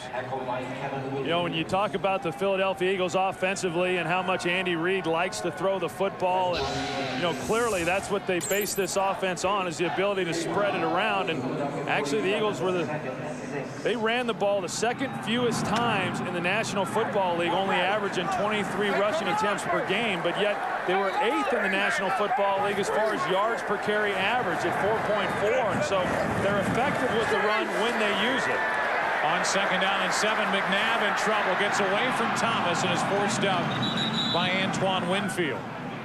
Ended up with no gain, maybe got half a yard on the play. But McNabb is having so much fun and has a smile on his face, and probably the biggest reason is they really are getting no pressure on him. Even on that one, he just ran because he saw a lane to try and take off and run through. But the 4-man rush of the Minnesota Vikings really has not gotten there all day.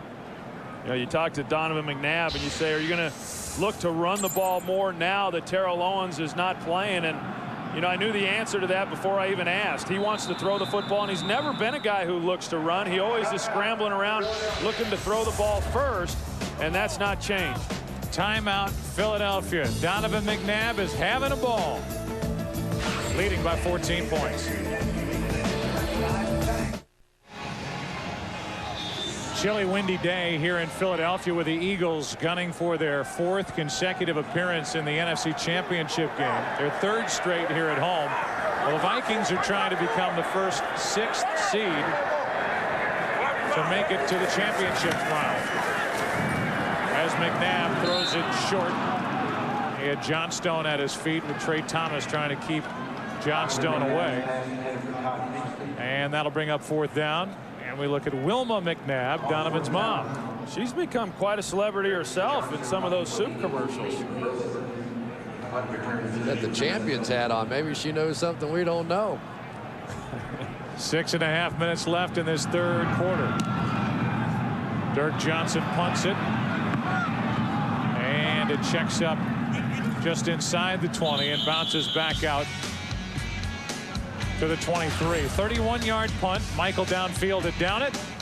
Dante back to work, down 14. Well, the Vikings had a pretty good drive going until the Ike Reese play and the interception. So far in this game, Jermaine Wiggins, who was the leading receiver for the Vikings this year, has been shut out as they play action on 1st down, and Culpepper's in trouble, and down he goes. Jeremiah Trotter was first. Javon Curse was there to help.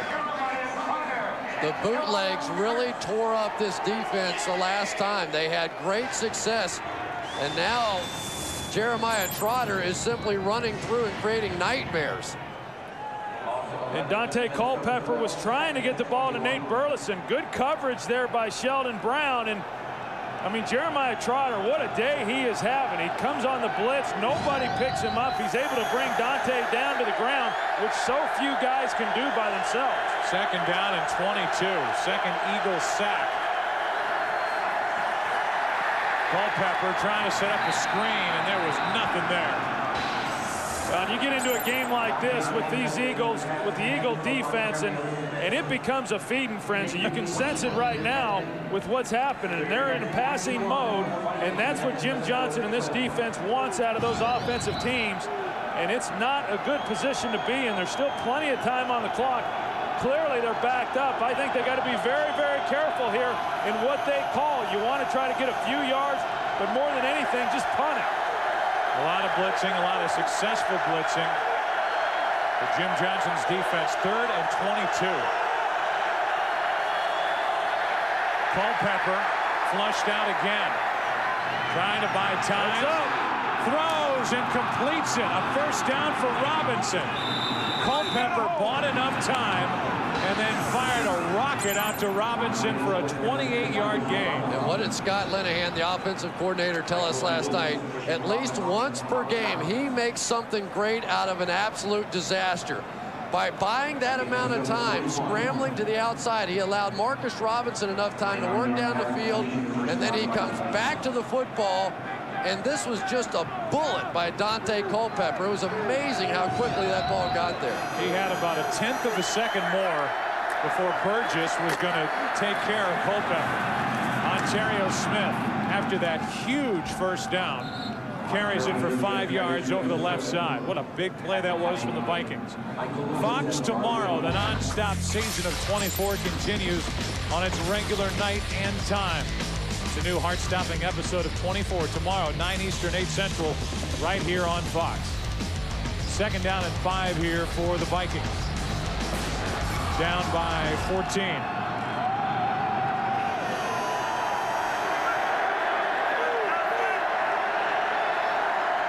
A quarter dominated by the Vikings with regard to yardage, but no scoring. The pass from Moss off his hands. Trotter was out there along with Lito Shepherd. There's only about 5 or 6 plays per game where Randy Moss gets single man coverage on the outside. And when you get it, you have to take advantage of it right in his hands, and he dropped it. Right now, another critical 3rd down. The Vikings, who struggled on 3rd down in the 1st half, have done a much better job here in the 2nd half. 3 drops this half for the Vikings, the latest by Moss. 3rd down and 5. Culpepper to his outlet valve Moore, and Welding Moore has a 1st down inside the 45, out of bounds just shy of the Philadelphia 41, a gain of 12. And what a good job by Dante Culpepper, just taking what was there by the defense, and instead of feeling like he had to throw the ball to where the first down markers were. He sees that there's nothing down the field. He comes to the swing route to Mwelde Moore and lets him run for the first down. Good job. And we've seen a lot of that this year by Dante Culpepper, making good decisions, and that's why he doesn't throw a lot of interceptions. Culpepper over the middle, another interception. It's Trotter right into his gut. Culpepper makes the tackle after Trotter gets the interception. And I can't even believe that that was the intended target. Jermaine Wiggins, who we've been talking about, who would have the ability to work the middle of the field, was wide open for a huge play, and Dante didn't even look at him. They go play action on first down, and Wiggins is going to get in behind the linebackers. There's nobody around him. And Dante Culpepper just focused in on one receiver, and Trotter read it beautifully. Yeah, he predetermined when he went back where he was going to throw that football, and never saw Jermaine Wiggins going down the middle. As soon as you say that Dante Culpepper makes good decisions, he throws it right into the arms of Jeremiah Trotter. Trotter returned it for 35 yards, has 7 tackles, the interception, and half a sack today. And he has been disruptive. McNabb, Mitchell stays on his feet, touchdown. Wow.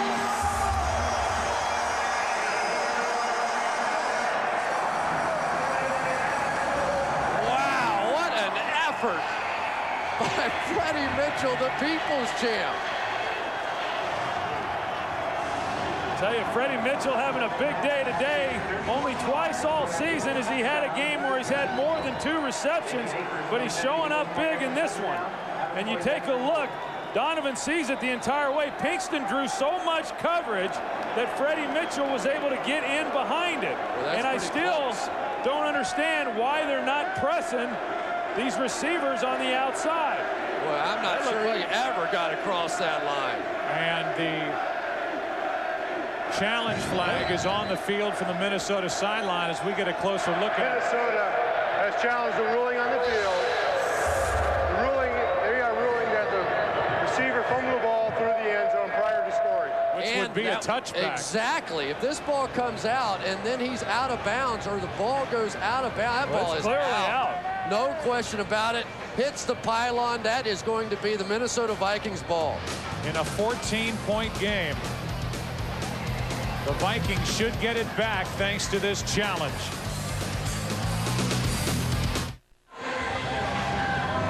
Freddie Mitchell, who is trying to earn his self-given nicknames with his effort today. He has been sensational for the Philadelphia Eagles.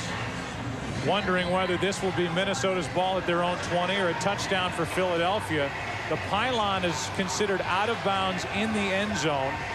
And you can see the hit by Russell seems to have knocked the ball out of the grasp of Freddie Mitchell before he crossed the plane of the goal line. Yeah, and I don't think there's any question. The ball clearly out before Freddie Mitchell was on the ground. And looking at the face of Freddie Mitchell, I think he knows it as well. Yeah, I'm sure that Andy Reid's gotten plenty of replay looks. And to give you some idea of how sure they are, the Eagles are, I don't think they've replayed that thing once here in the stadium. They don't want the officials to get any added looks. The field judge was right there, ruled it a touchdown. When you watch it live, you can see how that mistake could be made, as Pete Morelli will give us the call. After reviewing the play, the receiver fumbled the ball prior to going over the goal line. It will be a touchback awarded to Minnesota. Minnesota will not be charged a timeout. They got the call right. Minnesota will take over at their own 20, and it stays a 14-point game. Yeah, and you think about the opportunities that the Philadelphia Eagles have had. You know, right before the half, they're losing the chance to get the field goal, and then they're not coming away with 7 points. I mean, that's 10 points that they've given up. It should have been very easy to have gotten. Just so you know, defensively, it's Chuck Knox Jr. who handles the replay decisions from up above in the booth for Mike Tice. And he was the one that alerted the sideline to throw the challenge flag. And it's still a 14-point game, and the Vikings have it. Still plenty of time. Just under 4 minutes to go, third quarter. Culpepper with time over the middle. There is Wiggins' first catch. And he's got a first down out to the Minnesota 40. You know, Joe, I've got to tell you, that's at least the 4th time in this game I have seen him that wide open to catch a pass, and they simply haven't been able to get it to him. These linebackers are wanting to play so close to the line of scrimmage and attack forward. There are opportunities to get those throws in. They need to stay with this. Well, I guarantee you, Scott Linehan, the offensive coordinator, got with Dante Culpepper on the sidelines, and that was something that they discussed. The 9th different Viking receiver to catch a pass today is Jermaine Wiggins. Screenplay for Burleson. And Nate Burleson has room to run. Burleson still going inside the 35. Missed tackles by the Eagles. And a 28-yard catch and run by Burleson. And watch the job that Marcus Robinson does on the outside as far as blocking and allowing Burleson to get inside of that. Here's Marcus Robinson going against Lito Shepherd. He slow plays him off the ball and then immediately engages him on the block. And by driving him out of bounds, that's what allowed Burleson the extra room. You ever been to a horror movie and the freak has you and then you get away from the freak? Well, that was Nate Burleson that time. 2.5 minutes to go in the third quarter. The freak's offside that time. Was a little too anxious. And on the free play, it's Burleson. A nice move to the inside. He's got a first down at the 19. There's a flag on the play, but clearly Cris came across too early, and the play will stand. I mean, this is really amazing. Offside. Number 93, the defense. Penalties declined. First down. To watch the ebb and flow of this game, you feel like it's so one-sided that Philadelphia has just been dominating the football game, and yet if the Vikings can go in here and score a touchdown, it's brand new. Yeah, I mean, the Eagles have had every opportunity to really give the Vikings the knockout punch. They haven't been able to do it, and to the Vikings' credit, they keep coming back. They won't go away. Another throw from Culpepper, end zone Moss, and he's overthrown. And Moss got plenty of attention from Lewis and Shepherd. You wonder, Cris, if the Philadelphia Eagles, how much the Eagles will regret the way they handled the end of the first half when they literally just left 3 points sitting out there. You know, Troy's been talking about it all day. There really have been such tremendous opportunities. And for Dante Culpepper, I think sometimes when he gets in a big situation around the goal line, he tries to force it into Randy Moss. There was really nowhere to go with that one. Second down and 10.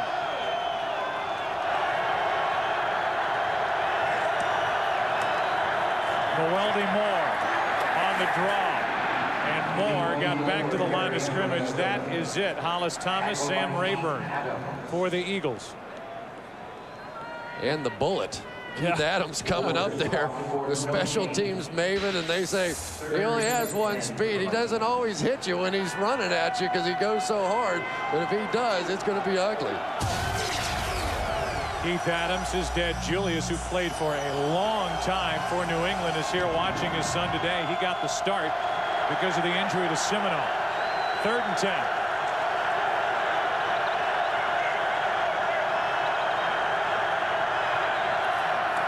Blitz.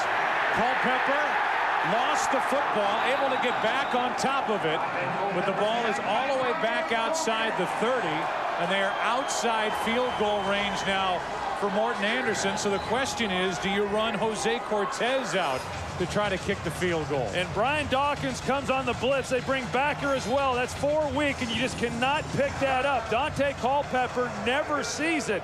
And this is where at times his ability to scramble will hurt his football team, because rather than get rid of it, he tries to outrun it, and he loses a lot of yards and now potentially out of field goal range. And Dante has to understand the protections. When they're in that protection, he has either got to drop back, throw it, get rid of it. You can't hold the ball. Minnesota calls a timeout, and they have plenty to discuss on the sideline. We look back. Mitchell got the first touchdown. Then it was Brian Westbrook. He was busy in the first half. Dante Culpepper ran it in from 7 yards out. And then this freak play for the Eagles out of the arms of L.J. Smith into the arms of Freddie Mitchell. And most recently, Mitchell, after originally being granted a touchdown, it was ruled a fumble off the pylon, which is out of bounds in the end zone, and a touchback. Now it's 4th and 22. The ball, Troy, is at the 31. You've got 3 options. You can try to kick the field goal. You could potentially punt, which doesn't make much sense.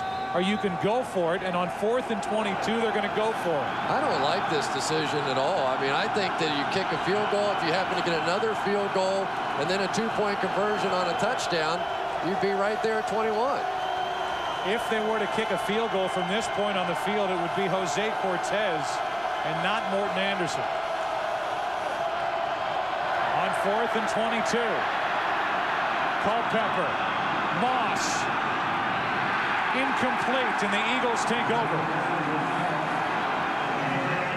There was nowhere to go as Randy Moss was covered brilliantly by Hood and Michael Lewis. Yeah, they had 2 guys back there on Moss defending him, and I thought inside on Burleson, number 81, that maybe that would have been the best opportunity for Dante. If he works back there, he's one-on-one on a linebacker, but Dante had determined, I'm going to go up to the best receiver I've got, try to throw it up high and give him a shot. We talked earlier about the missed opportunities by the Philadelphia Eagles that they've had in order to put the Vikings away. How about the Vikings? I mean, they go down there, they failed to execute the fake field goal where they could have come away with some points, and then obviously the big sack, which knocks him out of field goal range just 2 plays earlier. Well, twice now on that drive, he threw passes to Randy Moss when there was no possibility of getting that into him. So a first down for the Eagles as they take over. Turnover on downs, and Freddie Mitchell continues his fine day with a first down catch, good for 11 yards. You know what's interesting? Out of all these receivers, the guy that kept playing all the way through those 2 meaningless games was Freddie Mitchell. And I thought maybe he might be a little bit sharper than the other guys coming out here. And but for the fumble, he has been. So in other words, you called this. In my mind. In your mind. Yeah, I did. Now he did. Good. Yeah. If you remember, in my mind, I said it would be 21-7 Philly after 3, which is the score as this Fox NFL special will continue after a word from your local Fox station. I hate you. All right. We're even for the day. 21-7 after 3 in Philadelphia. This looked like the Minnesota Vikings were going to climb right back into the game. A mistake has been made. The big sack by Brian Dawkins set up the 4th and 22, and it's still 21-7. 15 minutes left in this divisional playoff game. Back to Westbrook, and Brian is out to the 46. Well, the question was, how would the Eagles wide receiving corps answer the call without Terrell Owens in this first playoff game? And from Lewis to Pinkston to Mitchell, it's been pretty good. Yeah, it has. I mean, they've done a good job. They've elevated their play. A lot of question marks coming into this game. I'm still surprised, however, and I've said it already, but that the Minnesota Vikings have not come out and really challenged these guys, because over the years, these receivers have had problems with defenders in their face. They've allowed them clean releases off the ball all day. It's 2nd down and 7. McNabb going for it all down the field. Incomplete. And a flag comes out. Pinkston, the intended receiver.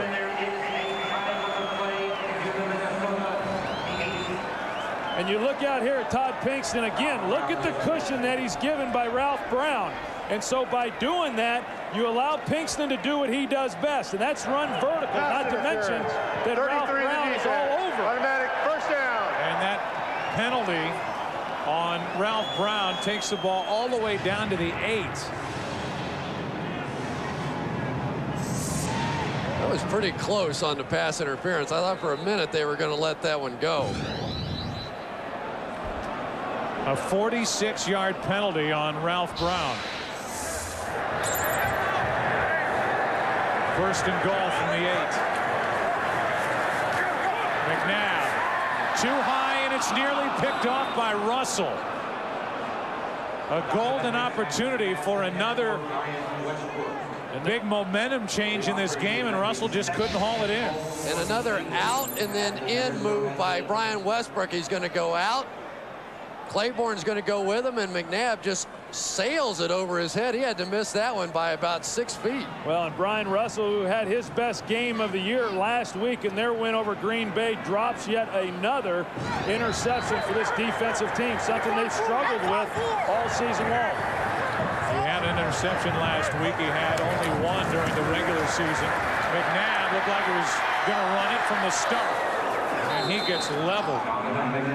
Montarius Thomas with a big hit, a gain of 5, bring up 3rd down and goal. And Joe, you brought up a great point, because last season the two safeties, Corey Chavis and Brian Russell, between them had 17 interceptions on the year. And this game, and this season I should say, they had 1 each. And so you're talking about a reason why this defense fell off this season the way they did. They just didn't make the plays they made a year ago. That, by the way, Chris, was the first rush of the day for Donovan McNabb. Brings up 3rd down and goal. Westbrook is covered, and throwing it away is Donovan McNabb.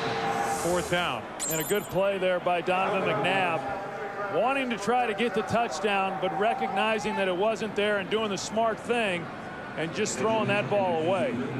I think they were trying to hit that shovel pass one more time, and for the second time that since they've tried it in this ball game, just simply wasn't there. It was taken away. He's going to come out, and I believe going to try the shovel pass back underneath to L.J. Smith, and Kenny Mixon, for the second time in the ball game, thwarts it. Then he had Westbrook, who was covered up by Antoine Winfield, to lead this 21-yard field goal try by Akers, and he is good as he drills it. 24-7 as the Eagles add to their lead.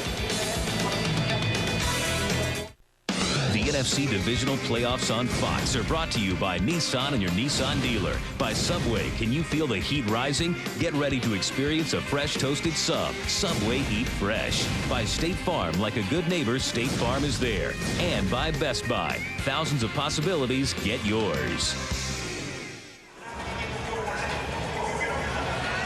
17 points, that's the lead now for Philadelphia. 2 interceptions. Jeremiah Trotter, Cris. Those footballs will be tucked away and kept.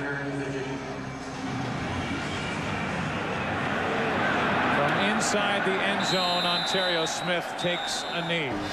And you look back, there have been some missed opportunities for Minnesota today. This was just a bad break. From Smith to Freddie Mitchell, then on that attempt on a fake field goal, a turnover on downs. Then this was nearly a turnover, but Philly kept it because Claiborne didn't reestablish himself in bounds. And the latest, which would have saved 3 points, was the near interception by Brian Russell. Well, so far the Minnesota Vikings offense has been taking a whipping from this Eagles defense. They need to start playing like they're capable of doing. And now you're going to get an illegal substitution to start this one. Illegal substitution. 12 men in the huddle. 5-yard penalty, 1st down. Ontario Smith went darting off the field. And will go down to Chris Myers. Yeah, Joe, at the start of the game, we knew that Randy Moss wasn't 100%. Mike Tice was concerned that his ankle would worsen under the cold conditions as the game wore on, that he might have to miss some series to take a break. But so far, the trainer said his ankle is holding up fine. He's been solemn and silent, but after the last series, looked up at the clock and Randy Moss said, "We can do this," clapped his hands and ran out on the field. Only 2 catches today for Moss. 1st and 15. Culpepper with time, airs it out. Kelly Campbell, and it's tipped away by Lito Shepherd, the Pro Bowl cornerback. And I'll tell you what, how about the job that this Eagles defense really has done all day long? I mean, coming into the game, there was talk about how the offense was going to respond without Terrell Owens, but yet defensively, the way that they have played all day is really outstanding. It's not surprising because it's basically the way they've played all year long. They've already held Dante to under 200 yards passing, less than 300 yards here, and halfway through the 4th quarter. And Jim Johnson and his staff have done a remarkable job getting this team ready to play today. 2nd down and 15. Culpepper, screen pass, incomplete for Ontario Smith. Lito Shepherd again. Lito Shepherd's had a tremendous year this season. You just saw him break up the pass on the previous play, and this one he comes off the corner on the blitz. And when these corners are coming, they are coming hard. Remember Jim Johnson telling us last night that the first game with the Minnesota Vikings was the first time that he was truly convinced that these two young cornerbacks, Lito Shepherd and Sheldon Brown, could get the job done, and he could come with his full package, and he has ever since. 5 tackles today, 4 passes defended for Lito Shepherd. It's 3rd and 15. Culpepper with time over the middle. The pass is caught by Robinson. He is short of first down yardage. That'll bring up 4th down. You know, we got Randy Moss in the slot, and the ankle obviously is bothering him. Otherwise, he's got to be coming off the ball faster than this to try to clear some people out. And by him not running any faster than what he is, he keeps a defensive secondary closing in on those intermediate routes. And boy, Randy, he obviously is being hindered by that ankle. 2 yards shy of a first down was Robinson.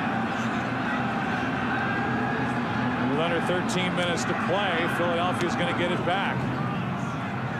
High-hanging punt by Bennett, and it's Dexter Wynn on the return. Wynn out to the 40.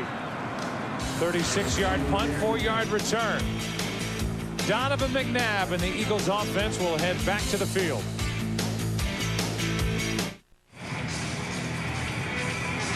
Heart and soul of that defense, Brian Dawkins taking a seat, and a guy who has played a brilliant game and been so good down the stretch, Jeremiah Trotter, taking a break while the Eagles offense takes over at their own 40. 4th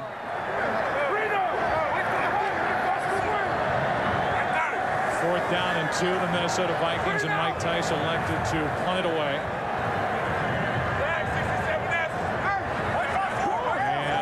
Their defense can make a stop. Handoff is to Levens, hit the hole hard, and he was wrapped up by Spencer Johnson and Dontarius Thomas. Go back to that class of '99. Donovan McNabb, Dante Culpepper. Look at the numbers that have followed, including the Pro Bowls. You also think about the guys who didn't make it out of that group. Tim Couch and Achilles Smith and Cade McNown, all drafted in, what, about the top 15 or so. And those two guys, well, it looks easy now, doesn't it? Like, how could you not have taken one of those two? It was Tim Couch taken number 1 overall. Nice play by Kevin Williams, who just throws down Brian Westbrook. It was Couch, then McNabb 2nd, Achilles Smith 3rd overall, then Culpepper 11th, and Cade McNown 12th. And the other 3 guys are right now nowhere to be found, as Dawkins is going to head off the field for a while. 3rd down and 7. Yeah, and I agree with you, Chris. You know, you expect those guys when they're drafted that high to go out and have great careers. Maybe not to the extent that Donovan McNabb and Dante Culpepper have, but boy, more perplexing that those other players are not even in football right now. 3rd down and 7.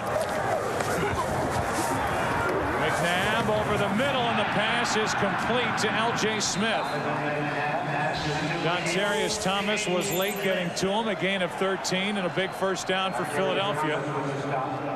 The story of this game, Joe, is the pass protection. There's just no doubt in my mind they're going to come with a blitz again here off the corner, try and do some stunts, some looping, and watch the way these guys are picking this up.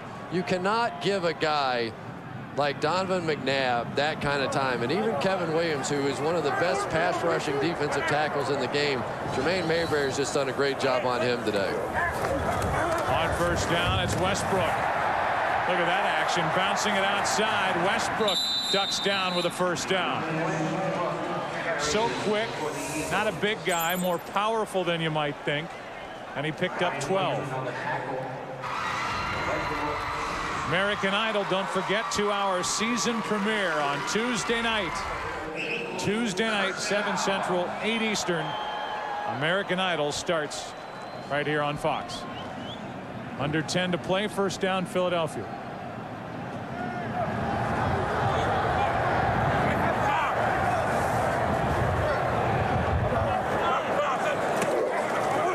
Hand off to Levens. Dorsey Levens down inside the 30. Gain of 4. Troy, I think we have to go back and at least discuss the decision by Mike Tice to punt the ball and not go for it on that 4th and 2.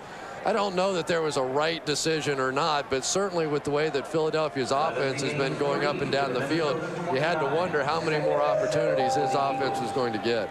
Well, if you're in that position, yeah, you're basically saying that if we don't make the 4th down, then you're pretty much conceding the game to the Eagles. Still, obviously, there's 12.5 minutes left in the game when they decided to punt, but at some point your defense has got to be able to step up and make a play. 2nd down and 7. They hand to Westbrook on a reverse.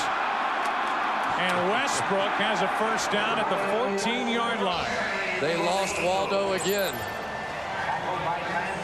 You know, it really is somewhat mind-boggling considering the fact that they came into this game and their sole objective was to shut down Brian Westbrook, yet he's been a major player in this. You take a look at Lance Johnstone.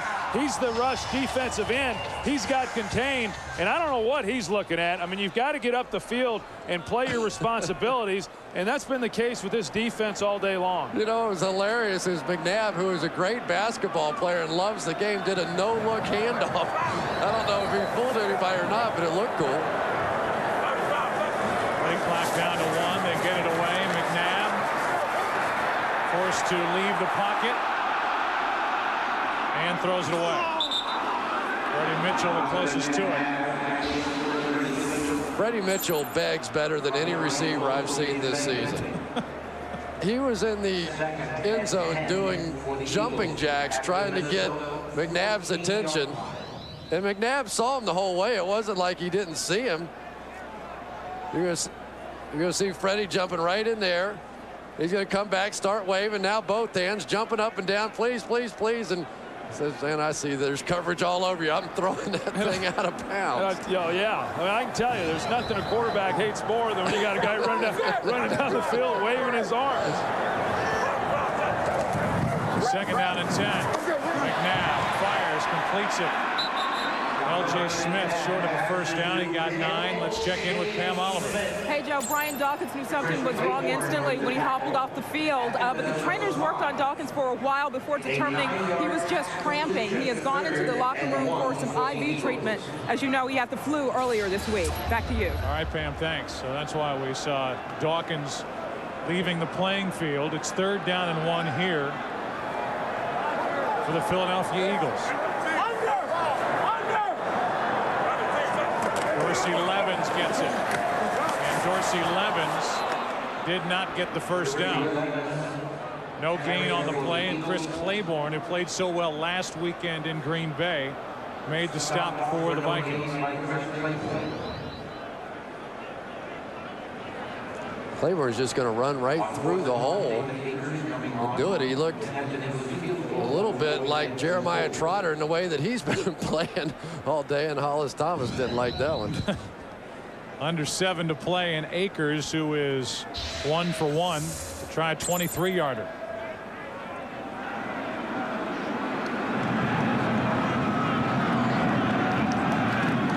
Good snap, good hold, good kick. It's a 20-point game, 27-7. 6.5 to go. The Philadelphia Eagles have themselves pointed right back toward the NFC Championship. They've lost 3 of those in a row. At St. Louis, at home to Tampa Bay, and then last year here to the Carolina Panthers. Akers kicks it away. Got into that one. Moore will take a knee. We'll take a break. 6:39 remaining. And a 20-point lead for the Eagles. February 6th, hear the stories of past glory that have never been heard before in the untold stories of the Super Bowl. Our own Terry Bradshaw, Howie Long, Jimmy Johnson, Troy Aikman, Cris Collinsworth reveal their untold stories, as well as count down the top 10 Super Bowl moments as voted on by you, the fans. To vote for your favorite moment, go to foxsports.com on MSN, keyword top 10.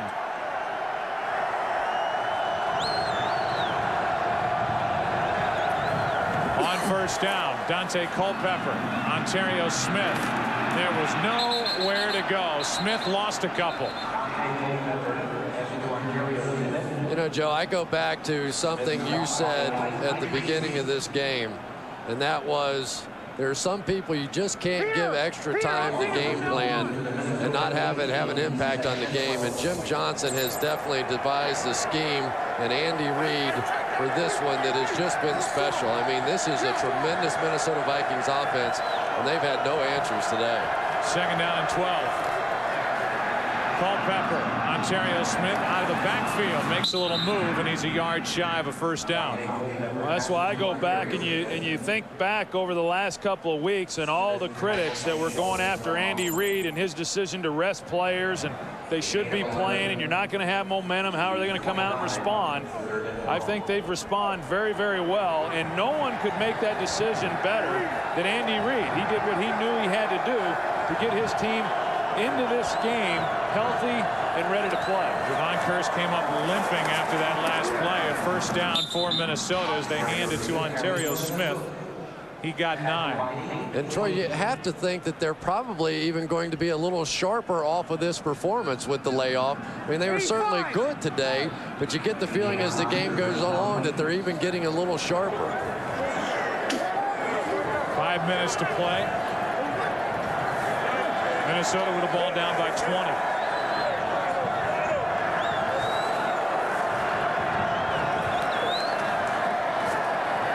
Culpepper flushed out, throws on the run. Penalty flag on the play as the pass is complete to Robinson. Vito Shepard made the stop, and this appears to be against Minnesota.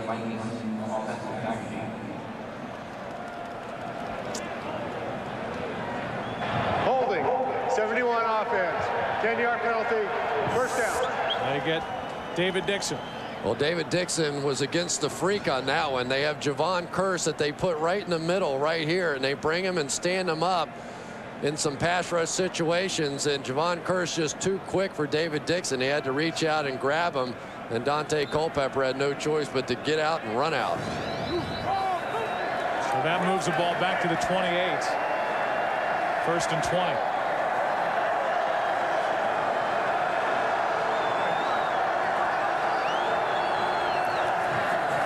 Blitz coming.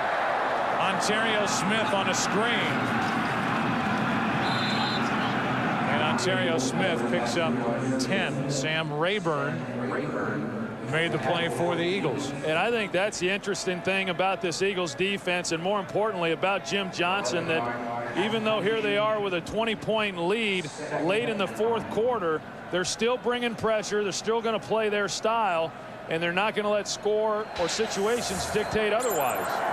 It's also something that brings up a larger, bigger issue with this Philadelphia Eagles franchise.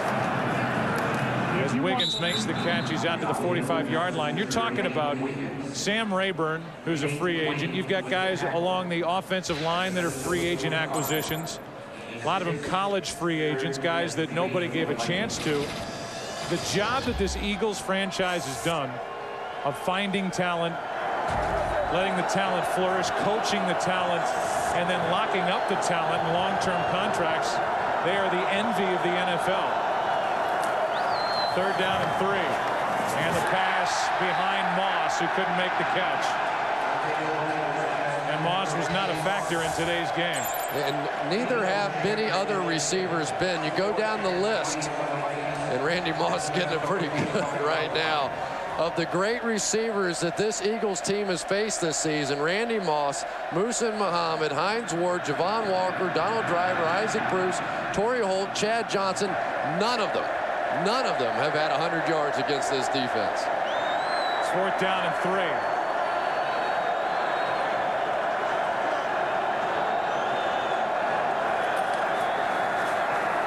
Culpepper sprints right.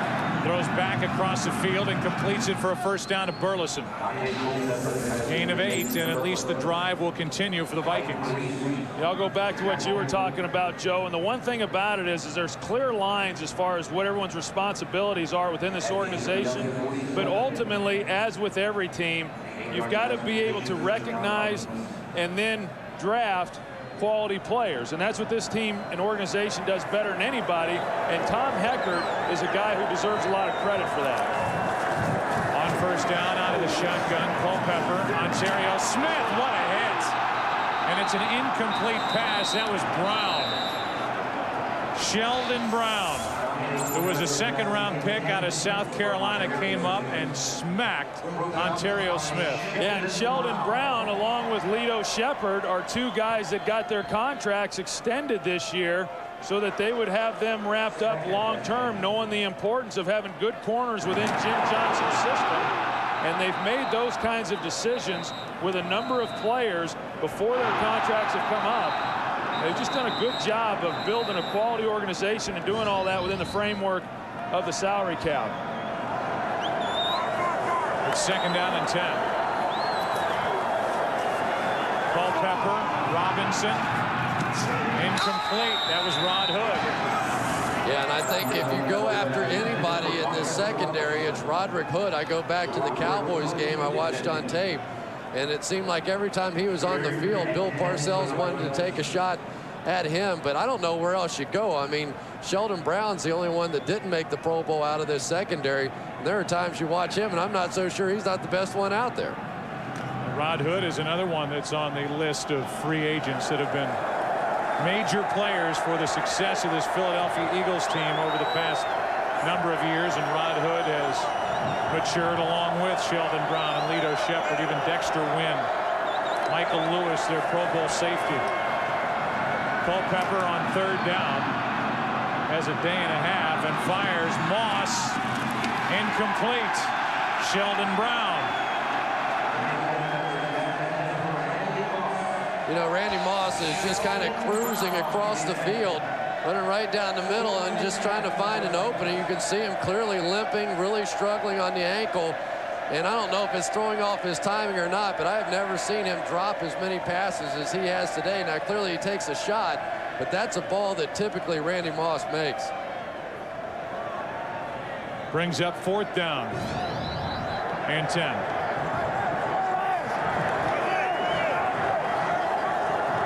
Biggest cheerleader in captivity.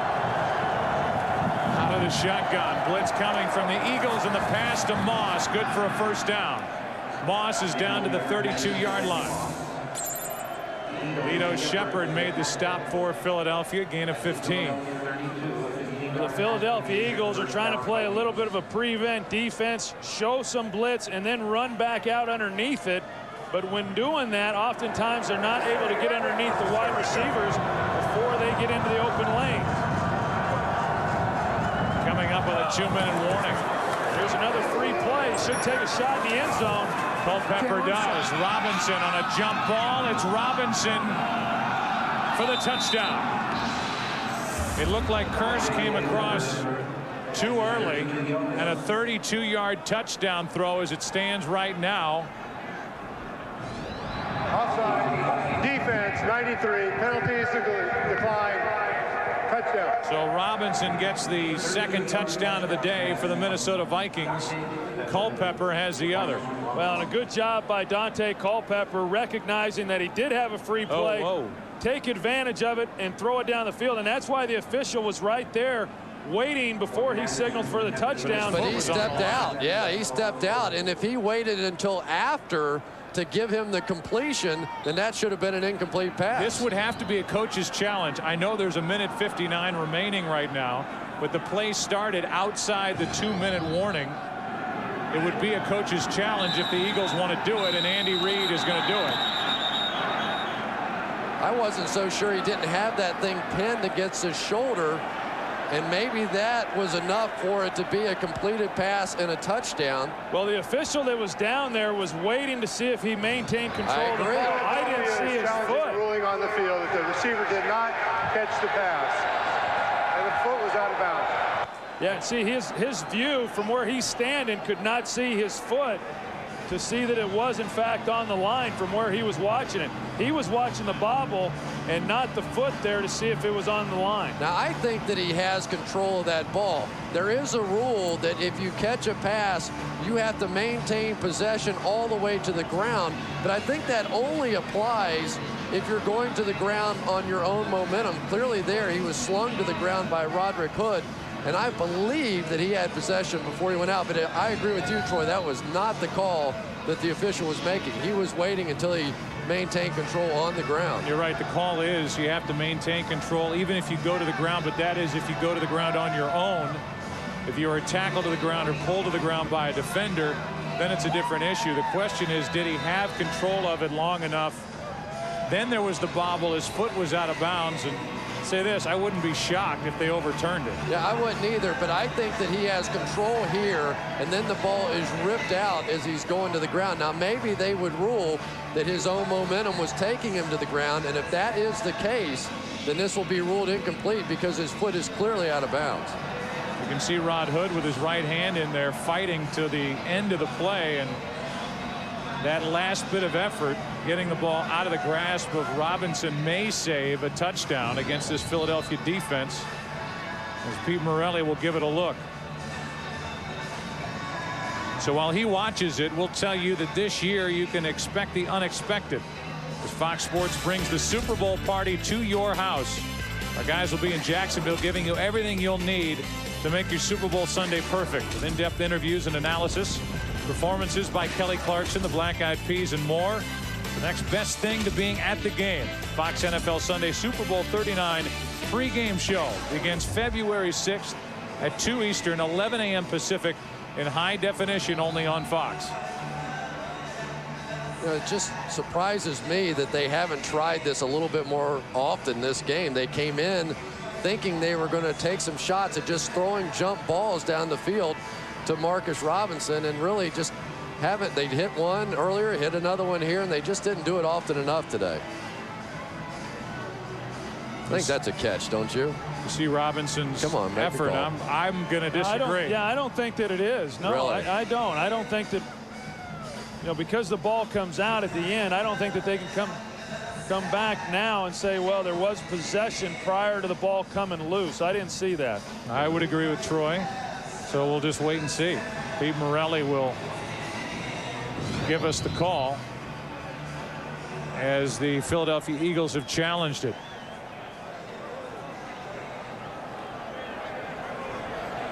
After reviewing the play, the receiver had maintained control of the pass with 2 feet in bounds. It is a touchdown. CC. 1 for 40 this year. Congratulations. Thank you. And all it does at this moment with the extra point coming is the ability to close it down to a 13-point game with 1:59 remaining. So you know Minnesota is left at the moment with 2 timeouts, and that challenge that didn't work will cost Philadelphia their second timeout this second half. 1:59 left in this one. Robinson gets the touchdown. It's a 13-point game.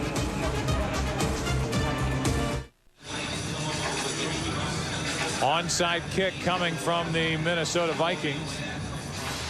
I have done this a lot of times, and this line of white guys are going to try and maul the line of green guys down at the other end, and it is not fun to be on the receiving end of this one. That's what I was going to say. I don't know anybody who likes being on the receiving end. On the hands team, they call it when the opponent is kicking an onside kick. Morton Anderson looking for that good bounce, and it's Freddie Mitchell, who has had a fantastic day. Freddie Mitchell on the recovery, and the Philadelphia Eagles will take over just outside the Minnesota 40.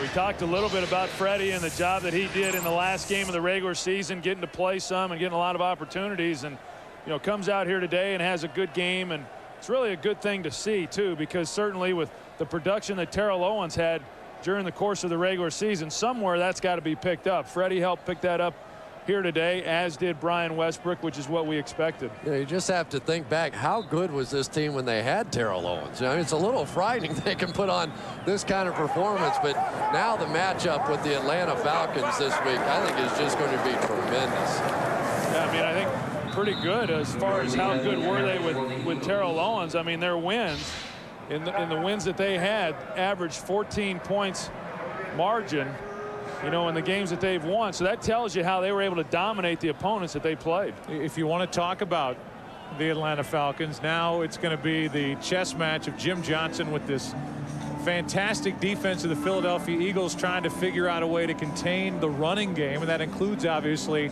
Michael Vick for the Atlanta Falcons. And at one time, it was considered to be the weakness for the Philadelphia Eagles defense trying to stop the run. But I don't think you can say that anymore. Since Jeremiah Trotter has gone in the game, he has just become a force. Yeah, and I think what we've seen here today, as we saw yesterday, whether it's the Minnesota Vikings or the St. Louis Rams, these teams that have to go through the wild card game in order to ultimately go all the way to the Super Bowl, by the time they even get into the divisional game this weekend, it's hard to get to that emotional level that you have to get to in the playoffs, especially when you're doing it against a team that's been able to rest, and it's their first game of the playoffs. On 2nd down and 10, they hand, and it's Westbrook breaking free for a first down inside the 30, down to the 26. We go back to January 11, 2003. Two teams meeting in the playoffs, Atlanta and Philadelphia. Bobby Taylor picking off a Michael Vick interception and returns it 39 yards for the score. Brian Dawkins just laying out Michael Vick on that hit. McNabb hitting James Thrash for a 35-yard touchdown, sealing a 20-6 victory. And then Philadelphia lost the NFC Championship the following week here in Philadelphia, different stadium, to the Tampa Bay Buccaneers, who went on to win the Super Bowl over Oakland. On first down, it's Westbrook. And if Westbrook is so valuable, you could make the case that Westbrook shouldn't be getting the ball right now. But I guess they've had enough rest, Troy. So yeah, hey, why not? Why not? You know, to go back to what you're talking about with Atlanta, I think Michael Vick's a different quarterback also from where he was a couple of years ago. And his development has really been remarkable. I mean, I know that he's not the passer that a lot of people would like for him to be, but he can beat you in so many other ways. And then when you talk about that defensive team of the Atlanta Falcons and the way they're able to put pressure on the quarterback, it should be a good matchup, Chris. You know what's really fun for me to watch about it is there's a certain simplicity to Atlanta's offense. I mean, basically they run the cutback play, they run the stretch play, and they run the bootleg off of it. And it's almost like, what do you want to try and defend? If you run your linebackers over the top, they cut back. If you try and crash your end down to take that away, here comes Mike Vick on a bootleg. It's pick your poison, and all of them can really run. And there's a guy that's going to have to pick the poison. That's Jim Johnson, who just left the frame. Brian Dawkins is his defensive leader out on the field. You know, pretty remarkable that this year, that when everybody's talked about the great defensive teams in the league, it's been the Washington Redskins and the Baltimore Ravens, and so few people have thrown the Philadelphia Eagles in with that group, and they certainly should be one of them. Well, it's simply a question of yardage. I mean, they give up yardage. They're a number 10 defense in the NFL, but the most important statistic would be points.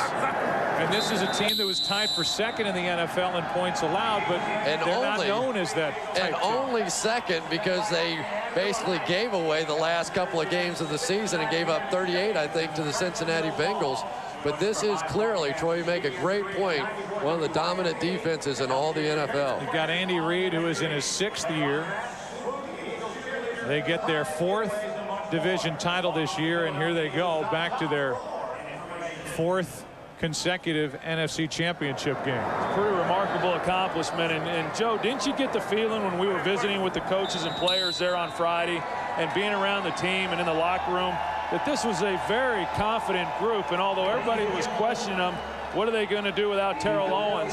I think they knew exactly what they were going to do without Terrell Owens. You know, one thing we need to show before we go off the air here, John Runyon on one of these meaningless plays may have gotten injured a bit. Watch John Runyon here get up off the ground and try and make a block, and Westbrook comes down on the back of his knee, and then E.J. Henderson plows him backwards over the top. We'll just have to keep our eye on that one to see if he got injured or not. I'm sure that's something that will be revisited after the game. Let's go down to Pam Oliver.